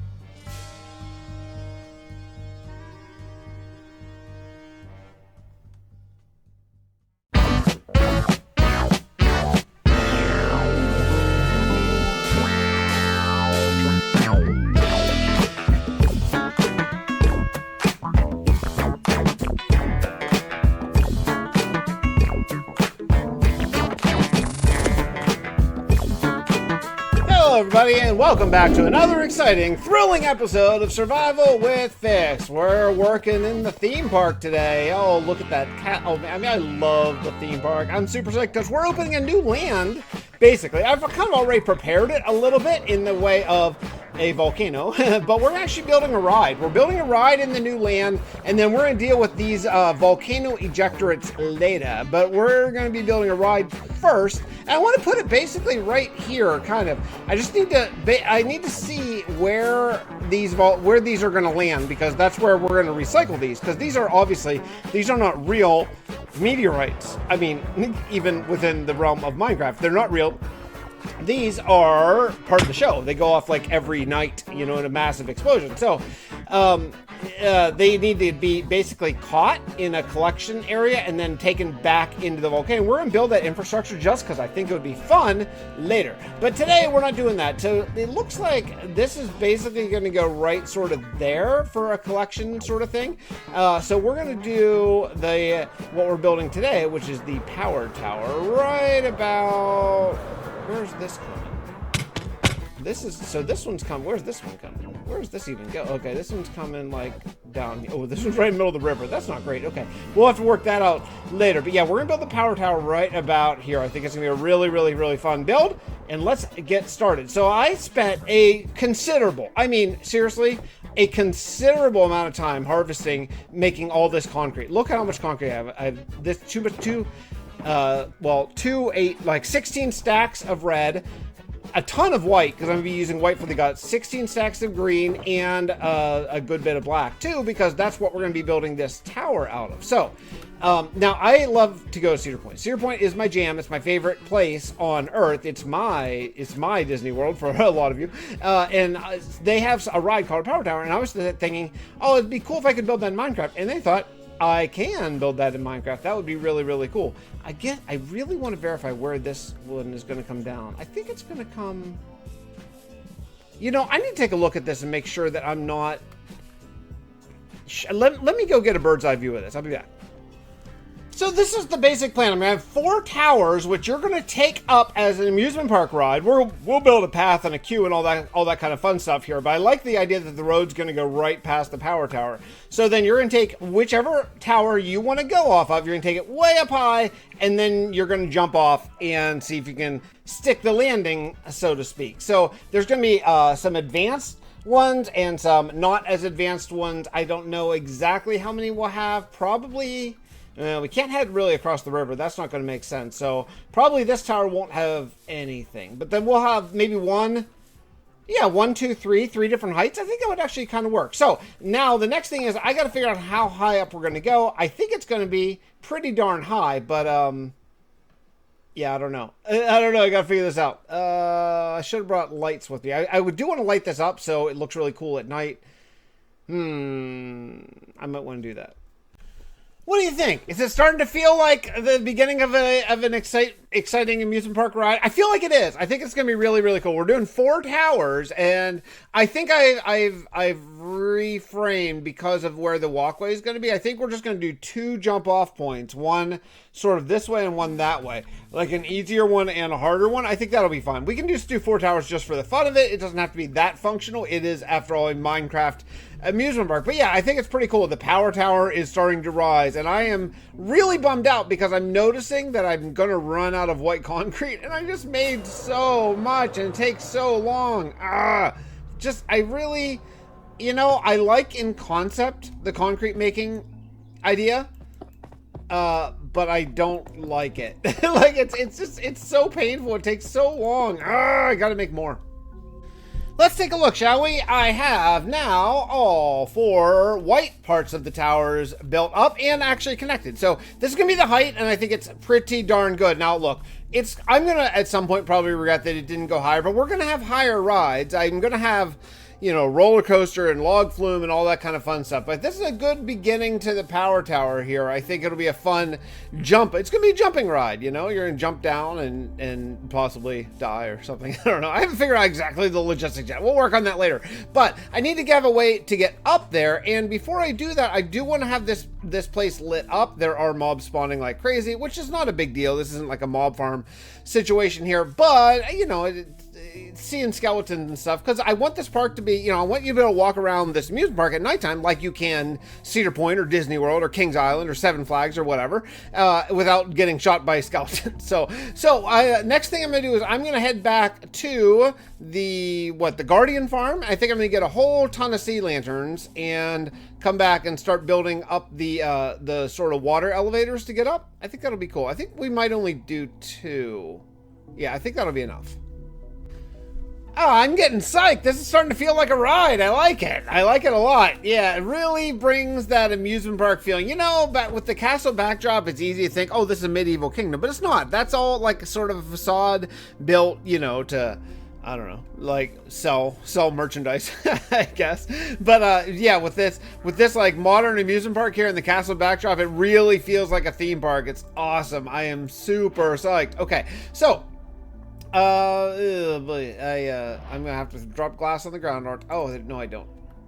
Oh, I did drop glass. Oh, I hate losing glass. Glass is takes so time consuming to get. Okay, there we go. Can I pick it up now? No, drop the sticks. There. Okay, now we're good.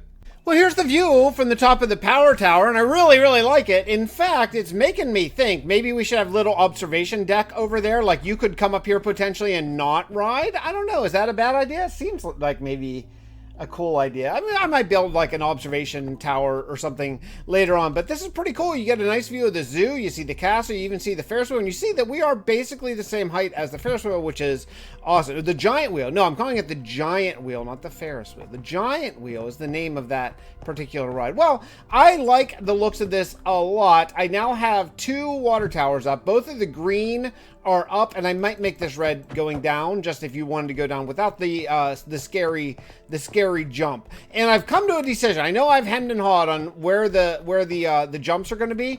I think they're all going to be from this platform. I think we'll do one here this way, one diagonal, that'll be the hard one, and then one straight, probably the easy one here, like the easy one with a really nice big landing area here, and then this one over here will have a smaller landing area, and this one will have like a 1 block landing area, because it'll be hard to line up the diagonal. I think that'll be more fun.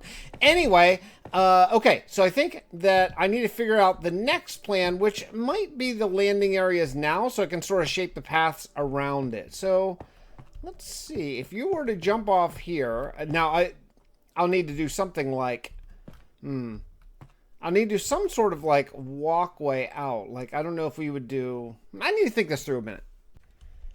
I've done a little bit of work here, and I have a nice logo, and I have reconfigured where the jumping off points are going to be. There are going to be 4, and we're going to do 4 different sort of levels. There's going to be one here that's going to be an easier level, and then intermediate, and then there's going to be over here is going to be like advanced, and then this is going to be the super duper hard. I think it'll be really fun. So next thing I got to do is I got to figure out where the landing points are going to be for this. So I want to make the beginner one like not that hard. So there's going to be actually a hovering landing pad with like a little walkway down. I think that'll be kind of cool, but I got to figure out, well, first I got to figure out how far away you can jump. So it's going to be basically just a pool. We're not going to do a slime block on the intermediate. I think that'll be more fun that way. So I got to kind of figure out where the target zone landing is going to be, and then I need to get, I guess, I don't know, maybe use concrete maybe for the bullseye, because you're jumping with your body. Also, that'll be a fun thing. You're going to walk under it. I think that'll be kind of cool too. Yeah. So we have this nice little walkway right here to jump off the edge of the power tower. That'll be this will be awesome. Oh yeah, by the way, I did this logo too. I just think it looks really cool. You probably saw it in the thumbnail, but you can just see all 4 sides have this awesome lightning bolt logo. Yeah, this is awesome. It's gonna be so fun. This is gonna be such a fun little kind of interactive ride here in the Fixxiverse amusement park. This ride is really starting to go. Look how cool it looks. Awesome. Well, would you look at this? I have been on a major terraforming bit here, because I decided that I wanted to have a nice flat and gradual slope up. This was well, you know, typical Minecraft terrain gen up until, well, I don't know, last probably 4 hours or so, because I had to go down through about 6 to 7 blocks of rock, of stone, and then re-grass it all just to make it nice and plain to have enough room for lots of rides. So we are now good. The next thing that I am ready to do is I'm ready to bring the road from here into the new Adventureland. The Adventureverse, if you will, I guess, is what it's going to be called. And then we're going to put the ride queue right here. You're going to go into the ride queue here. So I need to have this the road come up around and loop around to about here, where you're going to get in line for this ride. I think that'll work out pretty well. But I have to decide what exactly I want to do as far as the regular path, because over there I have path block in the zoo, in the animal verse. In the main area I have like kind of a road, a deep slate road with granite sidewalks, and over here I'm not going to do a road, I'm just going to do like a regular path, but I don't know what block to use for it. I don't know, I was thinking maybe something darker maybe would be kind of cool, but we're going to definitely be using like a black path over there in like the Halloween verse, the scary verse that we're going to do over in that area. So maybe not. I don't know. Let me go see what blocks I have a bunch of. I've been spending a little bit of time here recollecting some of my animals, because yet again, when I did a re-mergening, I lost all the mobs in my world. So I've been repopulating the zoo again. But I think the power tower is complete. I think it's a fun little sort of functional ride. You know, we are all, you know, kind of alternating between functional rides and just sort of aesthetic rides. But we got the power tower, even with the banners. Oh man, it took forever for me to learn how to do. I've never really done the letters with banner thing, but yeah, power tower right there. I think it's beautiful. I mean, I think it's so beautiful. And then you go down here and you can ride the ride. It's cool. It's cool. I really like it. I really like sort of the walkway down to get off of, if you make it. If you don't make it, you fall to your death. So there's that. But you know, it's a rough world. Anyway, that is going to wrap up this episode. Hopefully you enjoy it. It's a little bit of a different kind of build, you know, out of this medieval thing. I think it's cool. I think it fits in the world really well, and I love it. So we'll see you all in the next exciting episode. Get ready for the lore segment right now.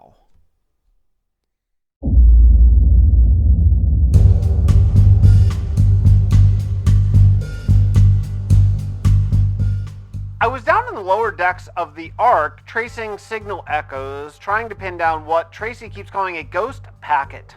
I thought maybe it was a corrupted message, static from the void, but it turns out it was a door, buried beneath thousands of layers of failsafe code, hidden from even Tracy herself. It took me 3 days and every bypass Edwin ever taught me to unlock it.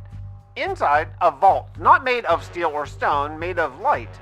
A digital suspension field filled with indexed consciousnesses. Tagged, sorted, stored, like seeds in cryo. And many of them have names I recognize. Villagers from New Hope, fighters from the Pirate Accord, Breath of the Dragon, Dr. Pickett, even Steve Tepping. Not only them, but James Dohan did it. He really saved them. He brought thousands of people to the future by locking their souls in this nanostasis vault seconds before the world burned. Somehow the merging happened. The Oracle saved everyone by combining our current residents of Fixtopia here with James's people from millions of years ago. They're all here and seem to be alive, except, well, the problem is they're trapped. The code is tangled up in time distortions from the merging. They're safe but static, stuck, waiting for a boot command that will never come. Tracy can't revive them, not like this, but I have an idea. Edwin once said, back when he was still whole, if you can grow a tree from dead ground, you can grow a person from code. It just takes the right ritual. So maybe that's the plan. Now I have a way forward.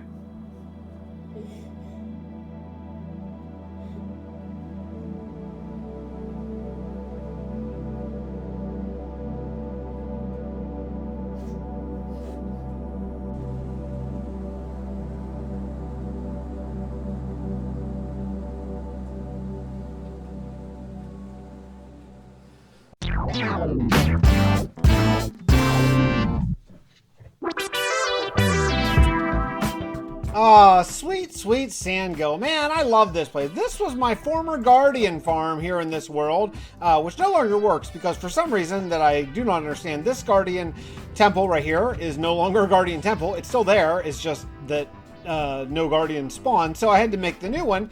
But I built this right over there. This is my ink and trident farm, and it's hovering, and we're going to deal with that today. Yeah, that's right. I have a whole bunch of shulkers filled with stone and cobblestone, which I just mined over at the big crevice near Tovelin.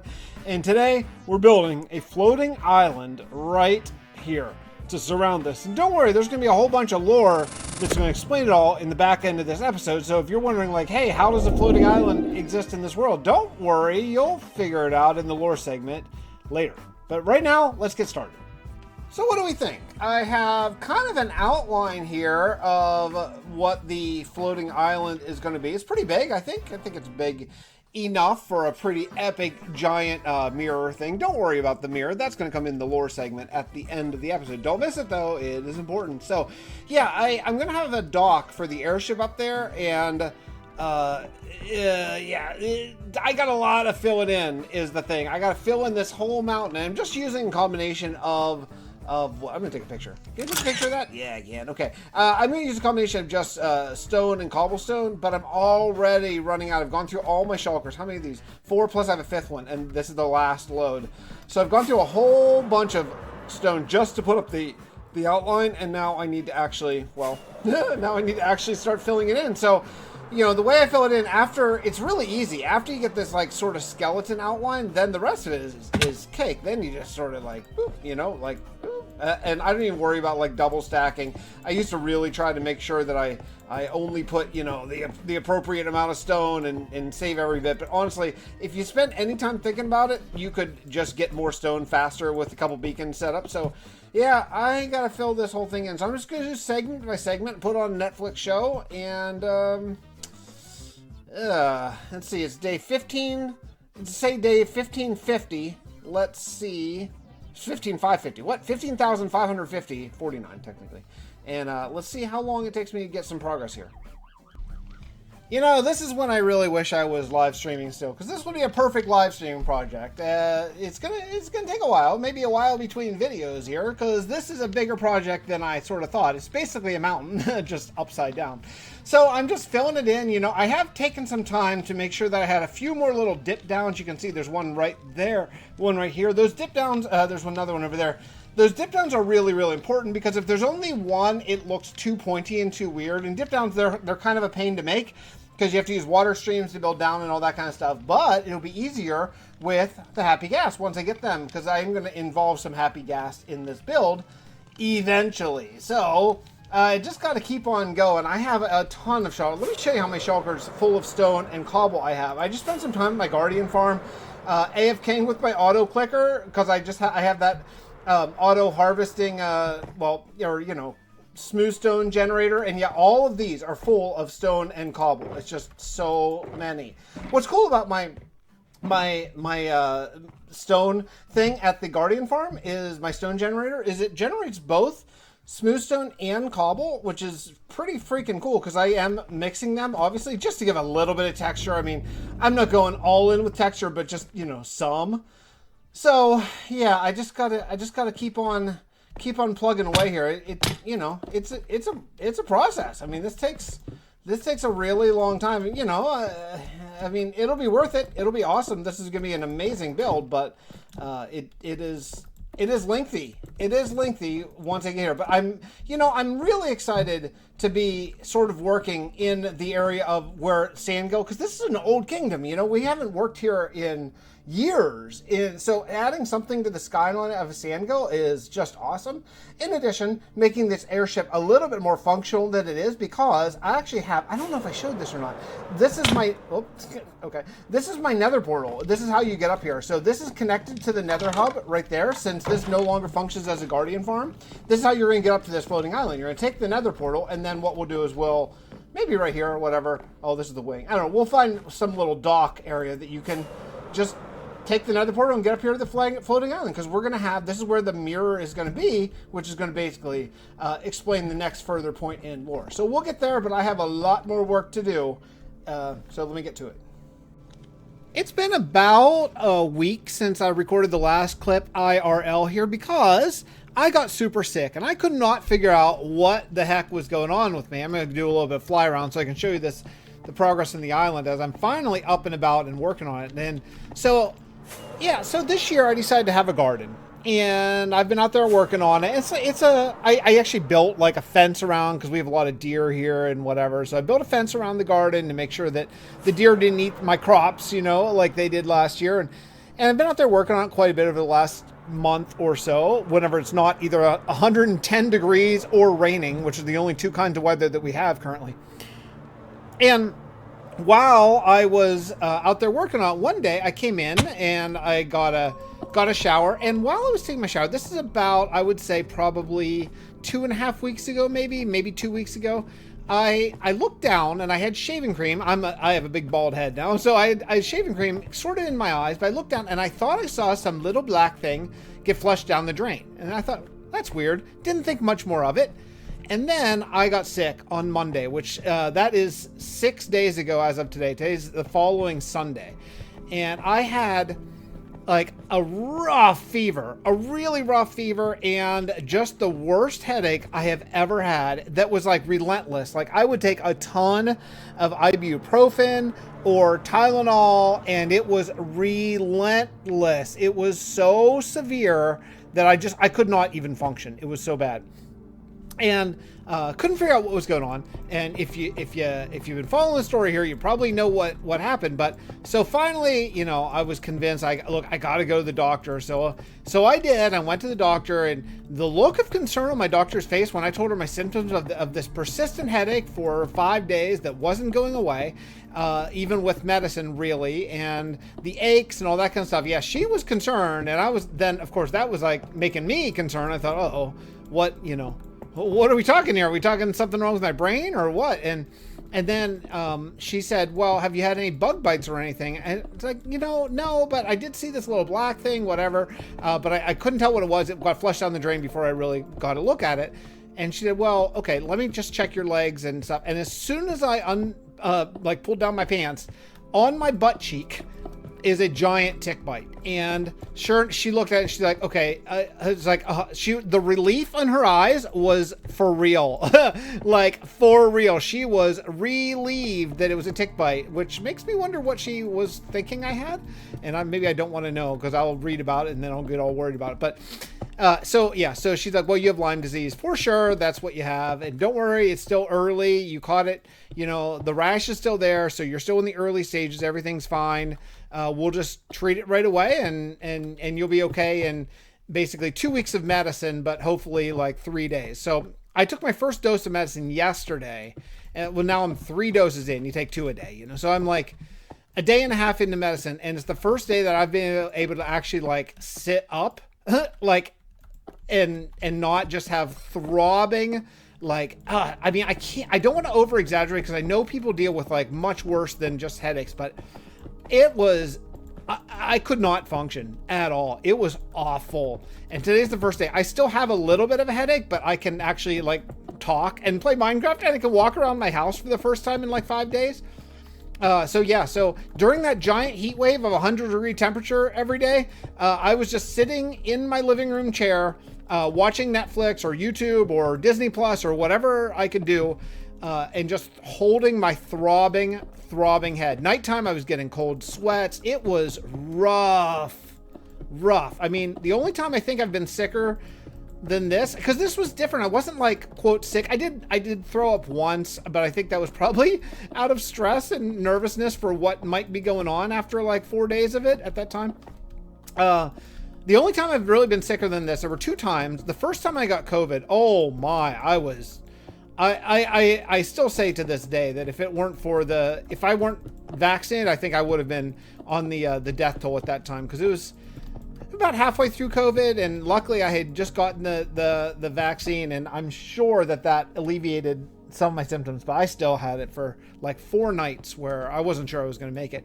And one time in graduate school, well, my first time through graduate school, I should say, I suppose at this point, now that I'm in it again, I had food poisoning, which I gave myself food poisoning. Kind of funny story, which I guess I'll tell you right now. I decided that I was going to start eating healthy. So I was living up in Montreal in a one room efficiency apartment, basically a dorm room for graduate students that was ridiculously overpriced.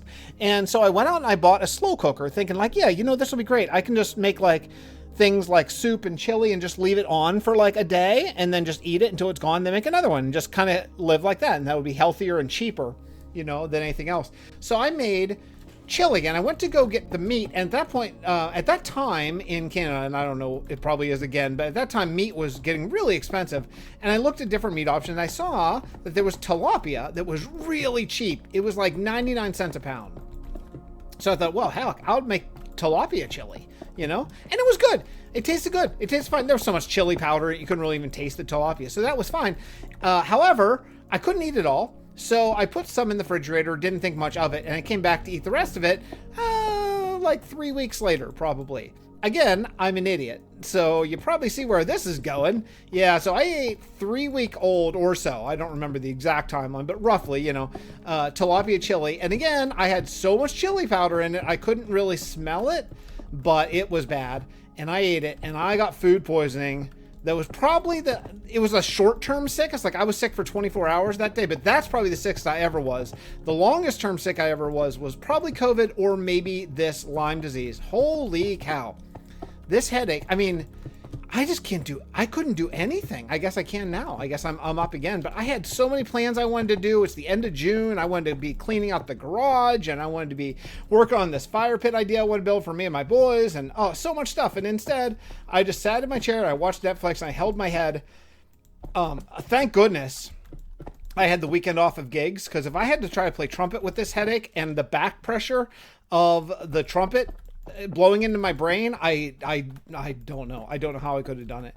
But luckily I had just happened to have the weekend as a scheduled sort of vacation weekend, which kind of stunk because I did have some vacation plans. I was going to go away, and that obviously did not happen. So, blah, blah, whatever. Wah for me. But whatever. I'm fine. I'm back now. I have no idea when this video is going to go out. I mean, you can see, I want to at least get this island done, and you can see I'm not even halfway. It's big. It's big. I've built a floating island before, but I think this is the biggest one I ever built. And I'm going to have to go get more stone. I'm almost out of stone from all those shulker boxes that I had, which were all filled with stone and cobble, and I'm almost out. So once they run out, I'm going to have to go and probably just do that thing at the Guardian Farm where I'm just AFKing, just taking stone. The nice thing is I am getting a bunch of prismarine and stuff for future builds, which is cool, but yeah, it's going to take a while. So I'm going to continue working. I'm watching, what show am I watching right now? Dark Winds. I'm watching Dark Winds on Netflix right now. It's pretty entertaining. I never saw it before. It was an AMC show. And I'm kind of curious. I'm only on the second episode now, so I'm kind of curious to which way it was going. But I did watch, also Netflix, I watched Department Q, which was a limited series when I was super sick, like a sort of police procedural, really good if you like British crime. And it was I don't like sort of case of the week sort of shows, but I do like one case told throughout 9 episodes, so you can really dig in deep and really check out the mystery and stuff. And that's what that is. It's like 9 episodes to solve one case. And yeah, it was really, really, really good. So Department Q on Netflix is worth the watch. All right, I'm going to continue building, and I'll see you in the next update. Folks, it is day 15,638, and I have finally finished. Look at the size of this thing. This is kind of crazy. It's kind of crazy. So let's go down here and get a perspective from the ground and just take a look from old Sandgo and look at this majesty of a floating island. So look, here's what I'm going to do. I would like to put out an episode, again, someday in my life, because I've spent weeks on this, like weeks and weeks on this floating island. And I think what I'm going to do is this episode is going to be incredibly short. It's going to be probably like an 8-minute episode or something with the lore segment at the end, because I'm not going to go ahead and do this entire island in one episode. I will come back the next episode and start building up on top, because I've decided, well, let's keep it for a teaser. But yeah, what do you think? This got raised right out of the ground. Also, it's going to act as an airship dock, which will be super sweet. And I think it's great, right? I mean, I think it's really cool. It looks like just an absolutely beautiful floating island. It's the lower tier. I don't know if you can tell. The lower tier right here is the airship, where the airship dock's going to be. Then you'll go up through the island, up to the ink farm, and then up to the surface, where there's going to be a build. Yeah, well, we'll keep that. If you want to know what the build is, if you want to get a little bit of a tip on it, check out the lore segment, which is coming up right now.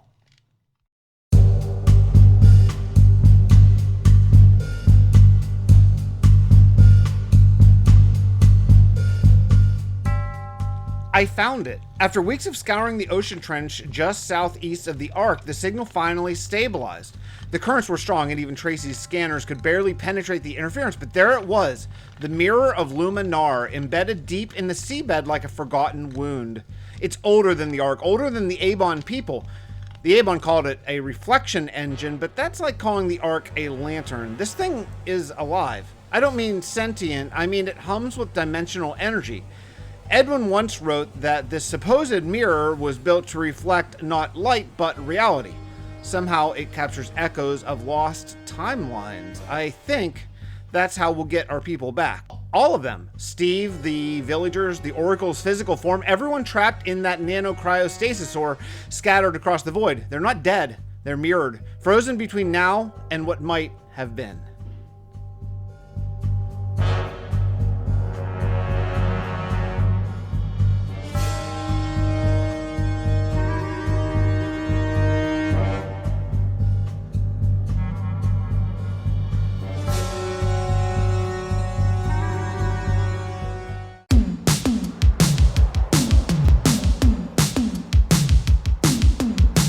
Hello everybody, welcome back to another thrilling episode of Survival with Fix. Well, we have this floating island which needs to be worked on. So I am beginning the, tedious, I guess, process of starting to put down...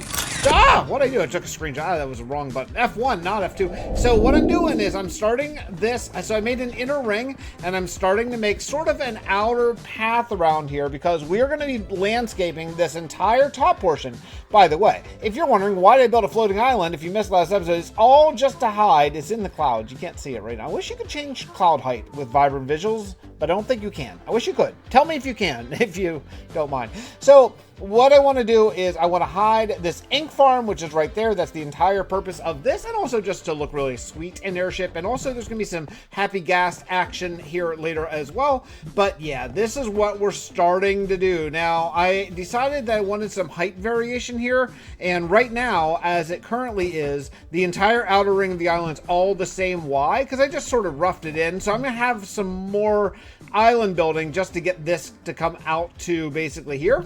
But that's okay, we can get to that as we go. So what I'm doing is each elevation change, I'm just sort of addressing it on its own. I have been lighting it up so I can work through the nights because mobs are, well, we're in the middle of the ocean, right? So mobs are all over the place. Like, you cannot do anything at night without dealing with a ton of mobs. And so what I'm doing is I'm working out each elevation change to just sort of be like a zigzaggy line kind of, so it looks natural once I fill this up with grass and stuff, and then once we get out roughly to the end, then I'm coming in one and just doing this, and then just like paint by color, right? Then just fill it in with stone and cobblestone mixture. The only reason why I'm doing the stone and cobblestone mixture is so I haven't totally decided yet what I'm going to have on the inside of the island. I have a couple ideas. One idea is really intriguing, but I'm not sure if we're going to go that way, so I want to go ahead and make sure that this looks like a sort of natural cave on the inside in case we go that route. If we don't, no big deal, we'll just skip it, but at least it's roughed in, so that way I have options later, okay? So yeah, I have so much roughing in just to get this outer bit before we come back and talk. This is, well, you know, is this the outer bit? This is the biggest part, and then each part, as we go in and up, will be a little bit easier. We're going to do a series of sort of plateaus as we go up for the landscaping portion, and then we'll do the build at a later time. But for right now, I think this is a good start. Let's continue. By the way, I started watching Lobo's Garage, which is a channel that I don't know, I've been aware of for a long time, but I kind of forgot. And then it came across my YouTube feed, and I have been really starving for like long-term survival worlds. Like, the only one that I knew of that was still going, I'm talking long-term, like more than 100 episodes, you know, for a survival Minecraft, the only one that I knew of that was still going was Dallas, and I watch all of his videos, actually with my kids now, which is really fun. But yeah, I just started watching Lobo's Garage, because he has a playlist, which actually at the time I'm recording this, is the exact same length as mine, both 319 episodes, which is crazy. That's crazy. What are the odds of that? I think mine might be 320 right now, but regardless, within one of that. Yeah, so I'm into that. So I'm only on like episode 8, but I've been crushing. So if you're looking for someone to watch, we could watch it along. Go check it out, and we'll go through the playlist together.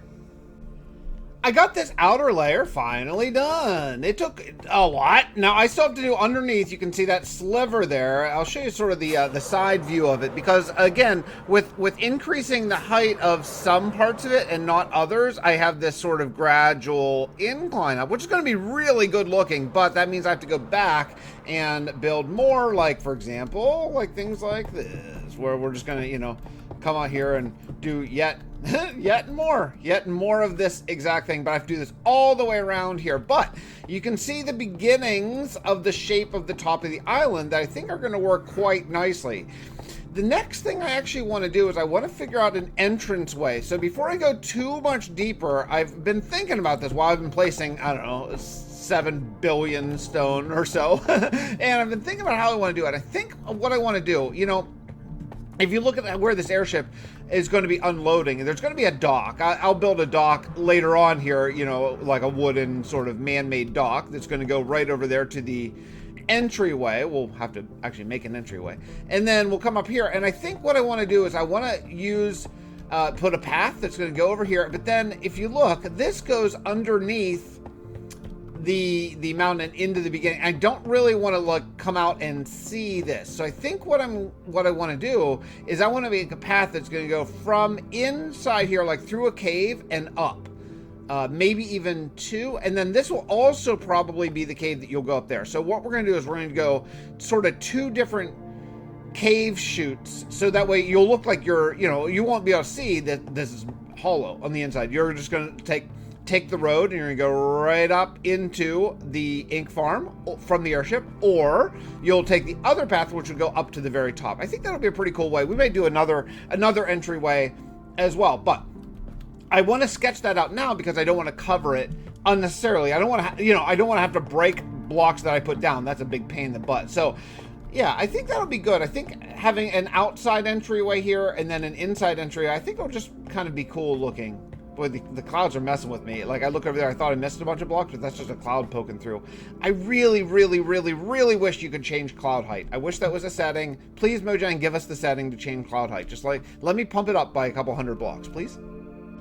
Who's ready to see something pretty darn special? I have been working so hard on this island, and you can see now it is day 15,710. I can't even imagine how many days has passed since I've done, well, all of this. Yeah, we did the whole top except for this middle section, because that is going to be the next project we do. So I left out roads here. I put down a whole bunch of dirt. I mean, it is basically terraformed. I think it looks pretty nice. It's going to be ready for a build at some point here. I need obviously the grass to continue to spread. Little touch-ups here. Like, I do probably want to put some grass sort of clingers on the side of this, so we'll do some of this while we talk. But yeah, because I want to have little grass overhang, so when you're walking, it's a very lush, beautiful cave, I mean, floating island is what I meant to say, as if it's been raised out of the ocean, because that is the lore. The lore is that Agent Skeens, with the help of Tracy and the Arc Tower, all that kind of stuff, found this underwater mirror of Luminar. That is our lore that we're going with. And that ancient mirror was under the sea, just happened to be right here by the airship, right by Sango. And it predates the Gabbor, the Avon people who live in Gabbor, and lots of other people. It's very, very, very ancient, and it has an energy, almost as sentience, but not quite. Just like a super mega powerful energy, and it has a connection to this void realm where all of the people, both 2 different groups of people, both the people that James saved in the ancient past, if you followed the final bunker series where James was in the bunker, and also it has all of the people who got lost in the mergening, where the Oracle saved them all. Ooh, all this should be hangers. This would be a really nice lush area here once we get some more grass and leaves. We'll do leaves, of course, bushes and all that kind of fun stuff too, but oops, I guess we'll fall. So anyway, so in this mirror of Luminar, basically the idea is that it's going to be able to be activated at some point once we get the proper procedure here, but it has to be, you know, out of the water. And so this Agent Skeens raised this island out of here, and he raised it with happy gas, and that's going to be something that we work on down the road a bit. It's going to take a while to actually get there, but yeah, James is going to raise this island out to bring up the mirror, which is going to be right sort of up in this section here. With Happy Gas, they're going to fly up the mountain and just hold it up here so he can activate the mirror, activating basically a portal to the Void Realm and bringing all the people back. That is good. That's his goal. Now, will it work? I don't know. We'll find out, but that's the idea anyway. Boy, man, Bedrock passive mob spawns are just crazy. I have so much meat just from walking around and just killing mobs while I do this, so it's pretty cool. It's going to be nice to eat meat. Anyway, so the next thing that I want to do, I mean, I would love to work on the roads and stuff like this, but I want to actually start a mob farm here because I have this middle section right, well, you saw it, right up here in the middle. You know, the middle section in the middle, right here, and this is going to be the mob farm. Now, the entire reason for this build is for my ink and drowned farm, which is right here. The downside is about this is I can't cover it that up.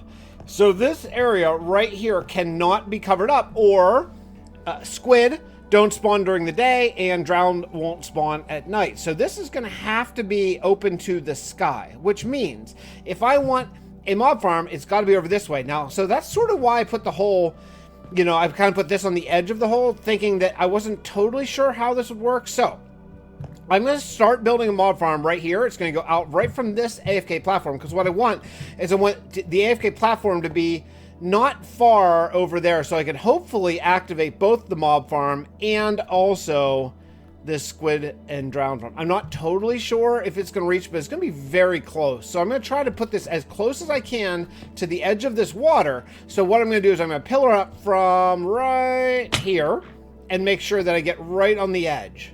Okay? So it's going to be some building. We're going to do some building. This path may need to be moved. I'm not really exactly sure, but yeah. All right. I got some work to do, but I didn't want to build the whole thing without showing you what we've done, because obviously there's been just an absolute crap ton of work here. And then after we get the mob farm built, then we'll work on like building up this even higher for a mountain to put the mirror up on top of that. That's going to be kind of the goal. So that's all going to come later. Oh boy, I'm going to have to find some new Netflix show to watch because I have a whole lot of grind to go. Done some work here. I'm following a Prowl tutorial, Prowl8413, who we've talked many times over the years, and he's a Bedrock player. Now that I guess I'm a Bedrock player, I wanted to use, you know, a great Bedrock tutorial for this mob farm, and so it's a quad trident killer farm setup. I have 2 tridents in each. Luckily, I have absolutely tons of tridents down here with my drowned farm, which is just still cranking away. As long as this has light access up there, it should be fine. Now, I use regular glass because I don't have a tinted glass set up yet. I do plan on making one, but for right now, yeah, that's not in the cards. So the next thing that I'm going to have to do is I'm going to have to come up here and use, unfortunately, I hate to do this, but I'm going to have to make just a giant stone platform here because, again, I have a little bit of tinted glass left from my last, I can't remember what the last time I used, the underground bunker, but I don't have very much. So I have a couple geodes here around. I just need to spend some time, I guess, harvesting it. So I'll do that in a later episode. Maybe we'll do a couple geode farms. But for right now, I'm just going to start building this up and building some mob spawning platforms. I'll show you after I build one so you can kind of get an idea of what it looks like.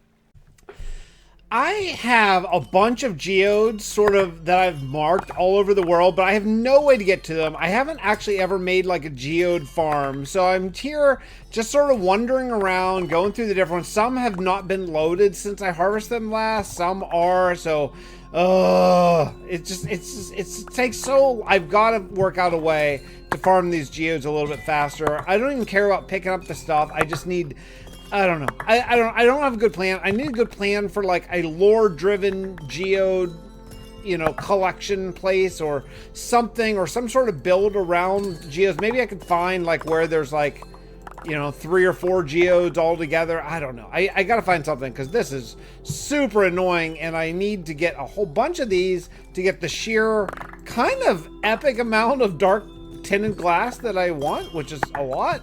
So, yeah, it's taking some time, and it's a little bit painful, but we're getting it. This is the final layer of our mob farm now, and one thing that apparently you have to do, is put these fans on the side, and can't be trapdoors, I guess. I don't know, I guess Prowl says mobs will get stuck on the trapdoors, and that dude knows more about technical bedrock Minecraft than I could ever dream to. So if Prowl says use fans, then I'm gonna use fans. So I've been harvesting these up. I actually built a fan coral coral and coral fan farm here in the airship over there, since I have all that room down the bottom that used to be the old guardian kill chamber and collection stuff that now no longer works. I went ahead and built a fan farm there, and yeah, that's it. So this is the final layer. It's the 5th layer. If you look down, you can see how deep this is. It's pretty deep. Let's see, we got 1, 2, 3, 4. Yeah, this is 5. I believe that I can go 6, but I'm not going to because I'm not 100% sure. And honestly, this is going to be enough mobs. I'm fine. And then the other reason why is I don't want to go too much higher than this area right here, because this is going to have a glass roof, or a tinted glass roof, to get those surface spawns. And because of that, that means I am somewhat limited in what build is going to go on top of this, because this is going to be around where the Mirror of Luminar is. So I don't have a good plan. That's all going to come together in time, but I don't want to sort of handicap myself by going too high and then not having options of what I can build up on top of this little platform. So yeah, so this is going to be the highest. We're going to put tinted glass above this. I have 3 rockets left, and I am going to absolutely try to make these 3 rockets stretch until the mob farm can actually start, and then I can start getting, hopefully, oh man, please work, tons and tons of gunpowder. That's my hope. If it doesn't work, I am just about out of gunpowder in this world, so I will have to AFK at the old creeper farm under the mountain in Tavalin. I don't really want to do that. I'd like to keep on moving. We're creeping up in days. You know, we're going to be in day 16,000 here fairly soon, which means only 4,000 more days until the Cal attack. And time is ticking. And in this world, time matters. Whenever we get to 20,000 days, that's it. That is it at 20,000 days. So I need to really be sort of on my stuff here, making sure that all the builds that I want to have done for the lore, and just for, oh shoot, that happens a lot. Oh, I'm just gonna waste one of my rockets because of that. And now, you know what, I'm not gonna waste one of my rockets. I'm gonna do this. I only have 3 rockets. I'm just gonna go up. I'm just gonna go up like this. It's gonna be a little bit loud. It's gonna be a little bit loud for this clip. Maybe should I turn down? I'll turn down the volume a little because all 4 trident killers are currently going. So let's bring this puppy down just a bit. So if you watch right here, I now have a fully functional multi-purpose mob farm that I gotta say, it looks pretty fast. It's pretty constant, just mobs falling down. Now I'm gonna have some major storage issues here because right now I just have a couple hoppers underneath the mud, but you can just see mobs are just falling like crazy. If I hold looting, I'm gonna get so much stuff. So this is awesome. It works really, really well. And I have better news. Is I checked over here and I am getting squid spawning. So I have that trident killer going on down there. So I'm getting ink, and at nighttime I'll get drowned over there, which I know will hurt the efficiency over here. But I want the copper tridents and those nautilus shells. So it's like this is a total win package. As long as I stand right about in this area, I'm getting all of this to spawn and the squid and the drown. I mean, this is awesome. Now I used all stone and cobblestone here because I want to make this into an ancient cave. This is supposed to have come out of the sea, and I'm going to really play into that. So as I get more, oh my goodness, I had to go farm so much more of that amethyst to make the tinted glass. Oh, we've got to deal with that soon. I've got to come up with some amethyst farms that I can like easily find, because there was just so much hunting and flying around, and look, it just took forever. Anyway, regardless, that's not your problem, that's my problem, but I have to deal with the amethyst situation at some point in my life, though I probably won't be needing to use anytime soon.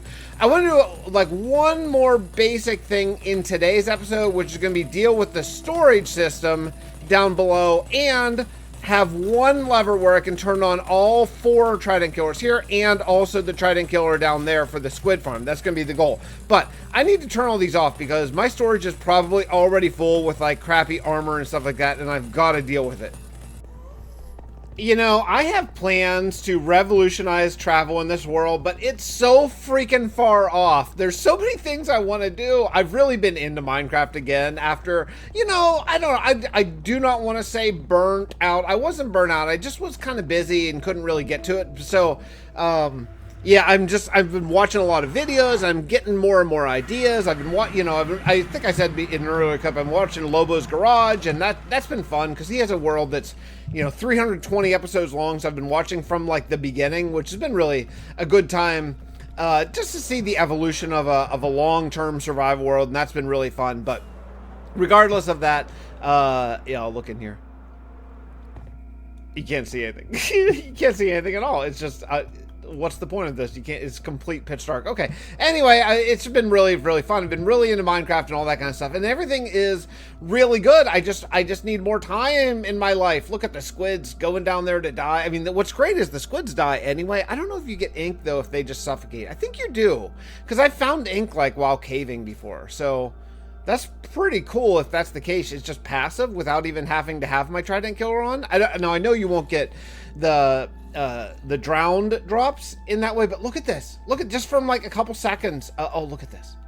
Man, this is gonna be awesome. We're gonna get so much material. So here's what I want to do. I'm gonna do a 3-pronged sorting system, and one of them is gonna be a big pain in the butt, but that one down there, because I'm gonna move all the items from that. I'm gonna move them up with a water stream and stuff, but I'm gonna deal with these first, because what I'd like to do is have these on the entire time that I am working. So first thing I want to do is I want to bring the items down with hoppers to a reasonable level, and then we're going to do 2 rows of storage. We're going to do this row over here and this row over here, because I think this thing's going to work fast enough that I don't think I can use one item sorter for both. At least that is what it said on the tutorial. And again, yeah, I don't know what I'm talking about. So let's combine these two into one. Hey phone, shut up. I'm trying to talk to my friends here. All right, let me get working here, and I'll show you the auto sorter after we get it figured out.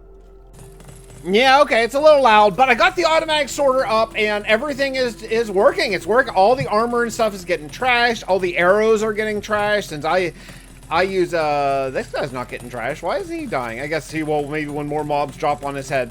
There, he finally died. Yeah, and here, let me show you. We're getting lots and lots and lots of goodies. So here we have the trash chute right here, which I just use this. I don't know why people don't use this clock more often. Maybe there's a reason, but just the 2 observers to just run a quick redstone clock. You can't get much simpler than that. I'm not sure why that's not more popular. You never see it though. You always see like hopper clocks and stuff, but that works just fine. This is my trash can is completely empty, and if you look here, we got bones. You know, so I did start with a stack.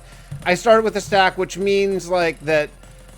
Yeah, I have 41 in the hopper, so whatever, 21. But yeah, already this is how much we have now. We have gunpowder, more gunpowder than I've ever had. Oh my goodness, rotten flesh. So one other things I'm going to do is I'm going to put a row of clerics over here where I can trade the rotten flesh. Just to, you know, I wasn't going to save it. I was going to trash it, but like, you know, why not? I mean, why not trade it for emeralds? So we'll just put some clerics over here, and then I think what I'll do is over here on this side eventually, but probably not today, I will deal with this storage down here, because it's not really ideal. I do want to put more walkways and passageways around, and actually more light as well. It's pretty dreary down here, but right now we are actually good, and I'm super psyched about it. I mean, we have now our first, since we converted the world, our first real actual mob farm, and now actually really since starting this, I'm already almost 5 stacks of gunpowder, so that's pretty darn good. And I started like not long ago. It hasn't been long at all. I do want to let this run for like an hour at some point and just sort of see how fast it is, but the actual AFK spot is actually up. It's where is it? It's up here. Yeah, it's like right here. It's on this floor. So what we'll do is we'll make this like definitely like secure and into kind of a room where we can just hang out here and just let all the stuff go. And in fact, you can actually, if I walk in close here, I will get the experience through the glass, which is pretty sweet, and can just like, you know, I could actually use this to repair my tools, because I can stand here, I don't pick up the trident, and I do repair my tools. So that's pretty awesome. I wonder if one of these will be enough to repair this shovel the whole way. Yeah, it is. Holy crap. Yeah, okay. And what about this pickaxe? Certainly. Okay. Yeah, so that's pretty cool, right? pretty good repair, and now I'm getting the, you know, all the drops. I'm a big fan of this so far. Okay, let's hit the lore segment for this episode right now.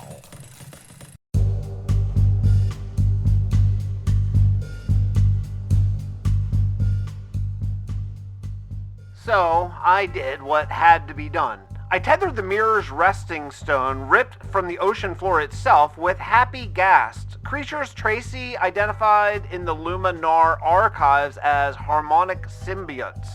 They were drawn to the mirror immediately, not afraid, not angry, just singing. Their resonance amplifies the mirror's frequency, and I needed that. I leashed them with stabilized blaze cords and rigged the lift through the ark's auxiliary emitter to direct the ascent. It took days to raise it. You should have seen the ocean boil when I tore it free. Like the planet didn't want to let it go. Now it floats, high and proud. A chunk of ancient stone and moss, vines still dripping with sea brine, cradling the mirror like a heart.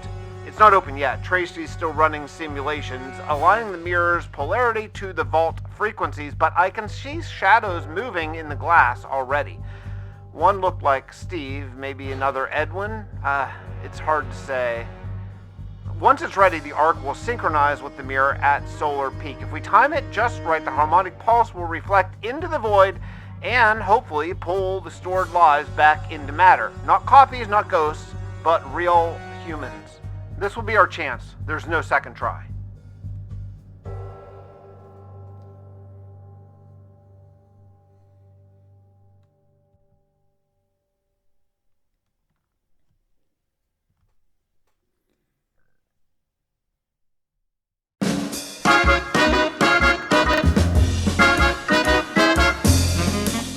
Hello there, everybody. Welcome back to another exciting episode of Survival with Fix. We are in Steelport right now because I'm grabbing some sugarcane because, oh baby, I let our brand new mob farm run for about an hour, give or take, while I was doing some yard work, and I am quite impressed with how much stuff we got. Let me just show you.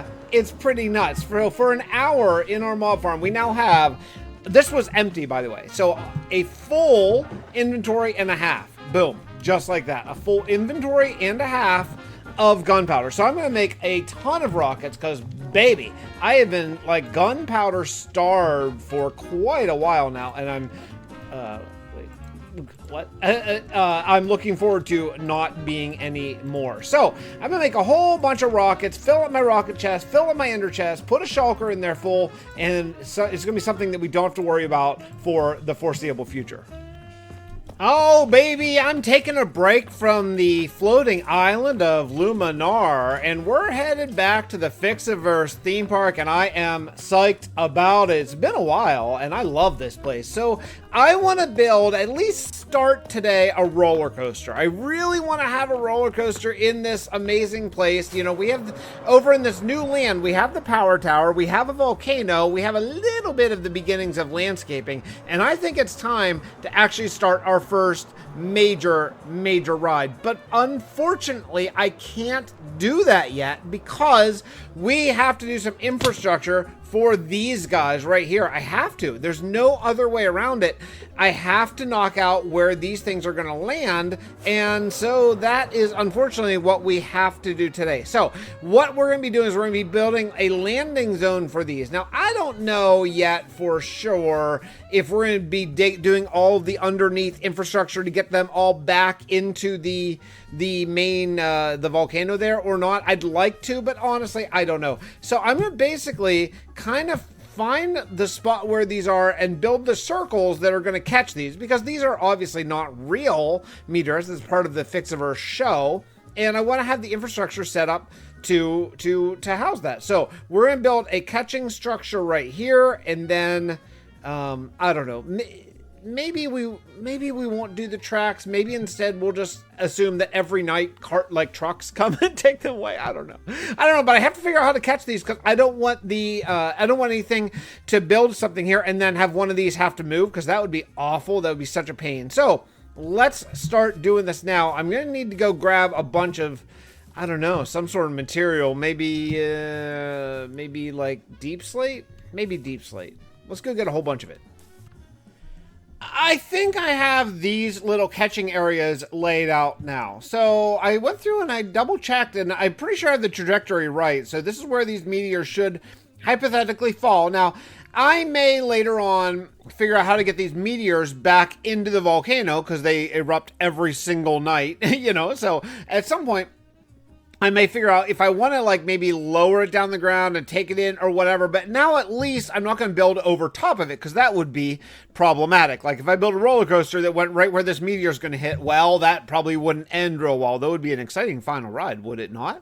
So now I'm done with that. And I think the next thing I want to do is actually break away from this because I have a huge project that I have planned for the future. And I can't stop thinking about it. I can't stop thinking about it. I don't really want to do this right now. Honestly, I really don't. But I am like paralyzed by thinking about this huge, enormous project. And to do it, we're going to require a lot of materials. And we might as well just get started because, yeah, I can't stop myself. Hey, check it out. I was just heading over to the new area that I want to do, and I found some new puppies. So, hey, puppies. I've got some bones here. Oh, man. I really want all of them, but where's the third one? I saw him. There was a third one. Oh, he's right over there. Hey, do you want to be my friend? Oh, you don't really want to be my friend? I have more bones. I'm going to go get more bones.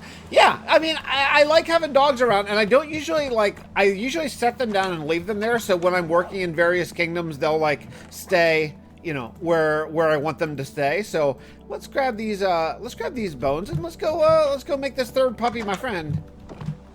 Okay, you guys are already my friends. Where's your wild friend here? Where's that? Oh, here he is. Hey buddy. Hey, come here. Hey. Hi. Oh, there you now you're all friends. Look at this. Oh, now I'm gonna leave you guys sitting right here. Right out in the rain. Oh, I kind of feel bad about having them sit on. Okay, let me take you inside. Come here. Okay, there we go. You guys can just hang out here, and then next time I'm working the Fixxiverse theme park, I'll come and play with you, okay? Who wants a good bone? You want a bone? Oh, you can't take any more bones. Okay, well, we'll leave this here for just in case any more of your friends show up. I've been meaning to do this for ages and ages, and that is a giant map wall, or wall floor in this case. So I have been starting to map the world because I zoomed these maps out to level 2. I think that's going to be just about the right size, I think. Now, here's the question is, did I map the right areas? Because I don't know that I did. We'll find out here right now together, but I feel like I did. I'm just kind of like, oh, that's not right. I have kind of a screenshot of my current map that I just keep changing out, and then I'll go and look, and I'm trying to label them what they kind of are. I want to have one map of the entire world. So this is New Hope. That's Frostmire Castle. Perseverance is right about there on that lake-ish. Oh, there's the tunnel right there. This is Failwind. This is, of course, Steelport. And this is the beginning up here of Tovlin. So that's where Tovlin extends out sort of this way. So, and then over here, down here we have, this is the new island, floating island of Luminar. That's, what's that, Sandgill. I forget the name of that town. This is Gabbor down here. This is Booty Bay. So yeah, so you can see I'm starting to fill it all in. Have a lot more missing, but I have a lot of maps. And this is what we're going to do today. We're going to map out the entirety of Fixtopia, just so we can see the grandeur of how big this is. And then I may end up moving this wall, maybe putting it like right here in Steelport. I don't know. I took down my meeting table so I could build this because I wanted to be able to like kind of walk on it and see, but I do think maybe it would be best up on the wall. I gotta say, you know, I have never really mapped out any world I've ever been in. Certainly not all of it. I've done like little city maps and stuff, but for the most part, since I've been a Java player for my entire life, for the most part, really, I haven't used vanilla maps. I've just used like, you know, a mapping mod. And, you know, it feels good to do the vanilla game. I really do like that. However, this is pretty tedious. I've been at this for quite some time now, just flying around, repairing my wings, flying around, repairing my wings, make more rockets, flying around, repairing my wings, making new rocket, you know, rinse and repeat. But, you know, we have a big world, but I gotta say, I'm kind of overwhelmed at the size of this world. Like, you know, it's a weird thing. Like, you know, we all know that Minecraft is forever, right? We all know that. However, like, seeing it is different, you know, like seeing the world's absolute unbelievable size is just something else. I mean, it's really amazing. I'm not really sure where I am at this moment. Is this the mountain that I built? Yeah, this is. Okay. Okay, yeah, okay. So I'm in Tovlin. Okay. Anyway, I'm going to continue mapping here, but I have to keep going to my map after I do 3 or 4 just so I don't like repeat the pattern. It's just a little confusing. So I'm struggling a little bit on this, but you can see here's the Tovlin Castle, and soon this will all be mapped out, and it will be an absolutely amazing wall, but it's gonna take a while. I'll show you some progress here in a minute. So here's my progress so far. Now, unfortunately, you know, I have these name tags on, but if you hit F1, luckily the name tags go away, because I've had to name them just so I can sort of find where they're, and you can start to see the detail. I'm really glad I went with this size. I think I can take in the entire size of the world without it being the laggiest thing in the history of time, because if I didn't zoom these out, it would be pretty rough. I think I'm going to have enough room over here. I think the Fixxiverse theme park's right about here, so I think I'll have enough room. I might go do that next. But I love in this world. I love in this world how everything is really pretty close together. I don't know for sure where Tovlin ends. I think I have probably 2 more maps of Tovlin, so I think this is actually probably just about the right size.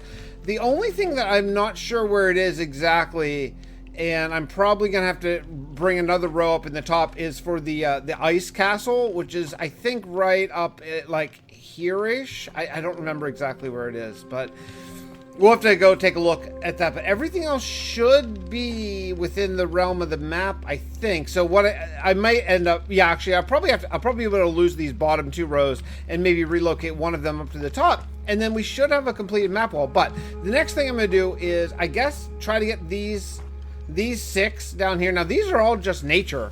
However, this is going to be my tree park in Gabbor over here soon, so I do definitely want to map these out, and then, you know, you can always just grab a map and go refresh it and then bring it back at any time. But I want to have the nature mapped out. Look, I've never even touched any of this land here. I've never even been there. I didn't even know there was a desert there. That's how sort of unexplored so much of this map is. It's really, really cool. I'm so happy we're doing this.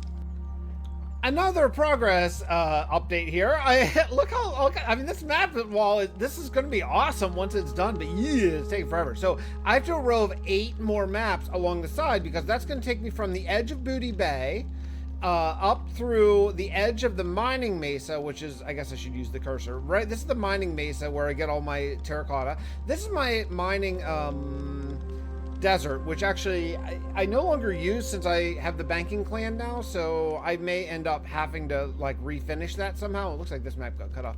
Anyway, and then we get up here, and this is the zoo. The zoo may end up eventually stretching into this row, but we can always expand this later. And then this will be the volcano right about there, and then I have nothing here. And here you can see a big ugly chunk error from the merging that I missed somehow, and I'm just gonna have to hand correct that. I don't know how that got that way, but regardless, then we're gonna go all the way up to here, because once we get up to this row, there's nothing here. This is Failwind. This is my supporters kingdom, which actually I really want to get back to. It's been quite a while since I've worked there, but I do want to get back to it. There's nothing really up here, but I want to do this whole row, because right up in this area, I'm pretty confident. I think the ice castle is right about there. So I have to do, unfortunately, the entire row because of that. And then once I get over here, I'll just keep going rows until I get all of Tovlin. This is the mountain of Tovlin. This is the beginning of the city, like Old Town, New dockside over there, and like the castle should be right about here. So I probably only need 1 row of Tovlin and then the upper row. So we're getting close. We're getting close, and it looks, I mean, it looks good. And look how big the floating island of Luminar is. It's awesome. Look how big it is. It's bigger than Steelport almost. It's awesome. I can't wait to build up there. Oh man, we're gonna build such a cool castle up there that's gonna be so freaking awesome. And this mob farm, by the way, I want to say, every time it's my fastest repair. It's so fast. It's the fastest repair I have for my wings and my tools. I just run it for like maybe 2 minutes, and then I get 4 complete repairs just by walking up to each of the 4 columns. It's really ridiculous. So this is easily my best repair. So I'm really glad I have it pretty close, pretty easy to get to back and forth, and it's all hooked up by the nether tunnel. The reason why we're doing this is a future project, by the way. I'm not just doing this just for a map wall. I'm doing this for a future project that I'm not going to talk about right now, but it's going to be the biggest project I've ever done that's going to span the entire world. It's going to span from coast to coast of the Fixtopia. I cannot wait to do it. Another update, and I have the volcano in. Look how cool it looks. Oh, I love it. So the whole Fixxiverse theme park is now in, and I have all the way down here to this. Boy, this mesa is huge. I definitely at some point want to build in the mesa. I mean, it's really close to Booty Bay. It'd be a perfect place to build. There's so many plans I have in this world. So many things I want to do. But regardless, look at this island. I've been eyeing up that island too. That could be its own thing. I love islands. This island over here, although that has all those nasty chunk borders near it. But yeah, I mean, oh, there's so many things I want to do, but I still have to go all the way across here to get into the ice castle. And oh man, I am hoping that the ice castle is within this map or this map and not up here, because I don't want to have to do an entire another row. But I really want this map to be square or rectangle or whatever. So okay, well, I'm gonna head up to Phalwyn and start here and just go across. So I'm gonna take another screenshot so I know where to start, and let's go. I am done with the top row. I got the top row done, and yeah, it's good. What is that? Oh, that's a bridge. Yeah, there's a big long bridge there in Phalwyn. I'll have to do something about that. It's very straight. Okay, anyway, so I got it, and luckily the ice castle is indeed there. Now, by the way, the ice castle is going to be a future build that probably, I want to say maybe next episode, we're going to have to start working on, because I do want to actually make a purpose for this. This was originally the Guardian farm of the Bedrock Realm, but it no longer is a Guardian temple since the merging, so it's just sort of a weird castle in the middle of nowhere with jack-o'-lanterns as light. So that's going to be a major rehab. Eventually we're going to rehab that, because it's a really cool beginning of a build. It just has a lot more to go. And also that's where I put all my supporters, which actually I need to do. I got 2 PayPal donations, which I'm very grateful for, and I want to go ahead and mark those in the world, because whenever you grab a world download, you'll be able to go find your little sign. So that'll be nice. But I need to finish this. So I got 1, 2, 3, 4, 5, 6 more, and then I think I'm done, because if you look at Tovlin right here, this is the new dock, and that's the furthest point of Tovlin, I believe. So I think it's all going to fit right here. So I can just do these 6, and then we'll be officially done with the map wall. In fact, I'm confident enough that we're going to go ahead and take these away, because I'm pretty confident. I think we're done. I think we're done. I have flown around so much, and man, these maps, you know, I don't know if I'm just doing something wrong, or if like Bedrock maps don't have, or if I'm misremembering Java because of playing with mods and stuff. But I thought you could see your cursor on a map, and you can't in Bedrock. So it is so confusing to map out your world in this version. But I have it. I have everything from the furthest point north, which is kind of cool. It's the ice castle, because I like that's north. Look at that terrible chunk border. Look right here, straight line. Oh, I gotta deal with that. Anyway, furthest point north is the ice castle. The furthest point west for right now is the volcano, though I would expect these rides and stuff to go out here, and probably the zoo to go, you know, all the way down around here at some point, not right now. The furthest point south right now is Gabbor. I would expect these trees, these big tree maps, to cover up all of this savanna eventually, and then go down into here, because, oh my goodness, thunder's so loud, because Gabbor is going to be a very large kingdom now that it's the home of the Arbor Druids. It's really funny. You can see that like yellow, or that blue chunk. I don't know why, but that's Boneville. That's the fish farm, and it's just one layer of water, but I guess that's enough to make it just blue. But yeah, that's the AFK bunker, the fish farm, which actually, you know, I don't know if I really need it now, because this mob farm is so overpowered. I'm getting tons of bones there, but regardless, it's nice to just be able to just AFK there. Tovlin, the furthest point east is Tovlin, and at one point, if you remember, I started the Inquisitor's Kingdom right here. That I did not transfer that over. It never got far, and I didn't really love it, so I just clipped out. When I did my pruning to transfer the world, I just didn't prune, or well, I guess I did prune that, but yeah, I just didn't transfer it over. So this is where Tovlin ends. So yeah, so we have the 4 corners of our giant world. I mean, look, this is pretty awesome, right? I actually have I have a little seating area or standing area right up here that we can take a look. Look at that. Look at that world. Isn't that great? Oh, I mean, I really love it. I really, really, really like it. So I'm psyched. At some point, we're going to move this. I don't know where yet. I'm just going to kind of think about it for a little bit. And whenever I come up with an idea, I'll do it. But I've never had a whole in-game map of my world. So I think this is really cool. Hopefully you enjoyed seeing it all come together, and we'll see you all in the next episode. Let's hit the lore segment right now.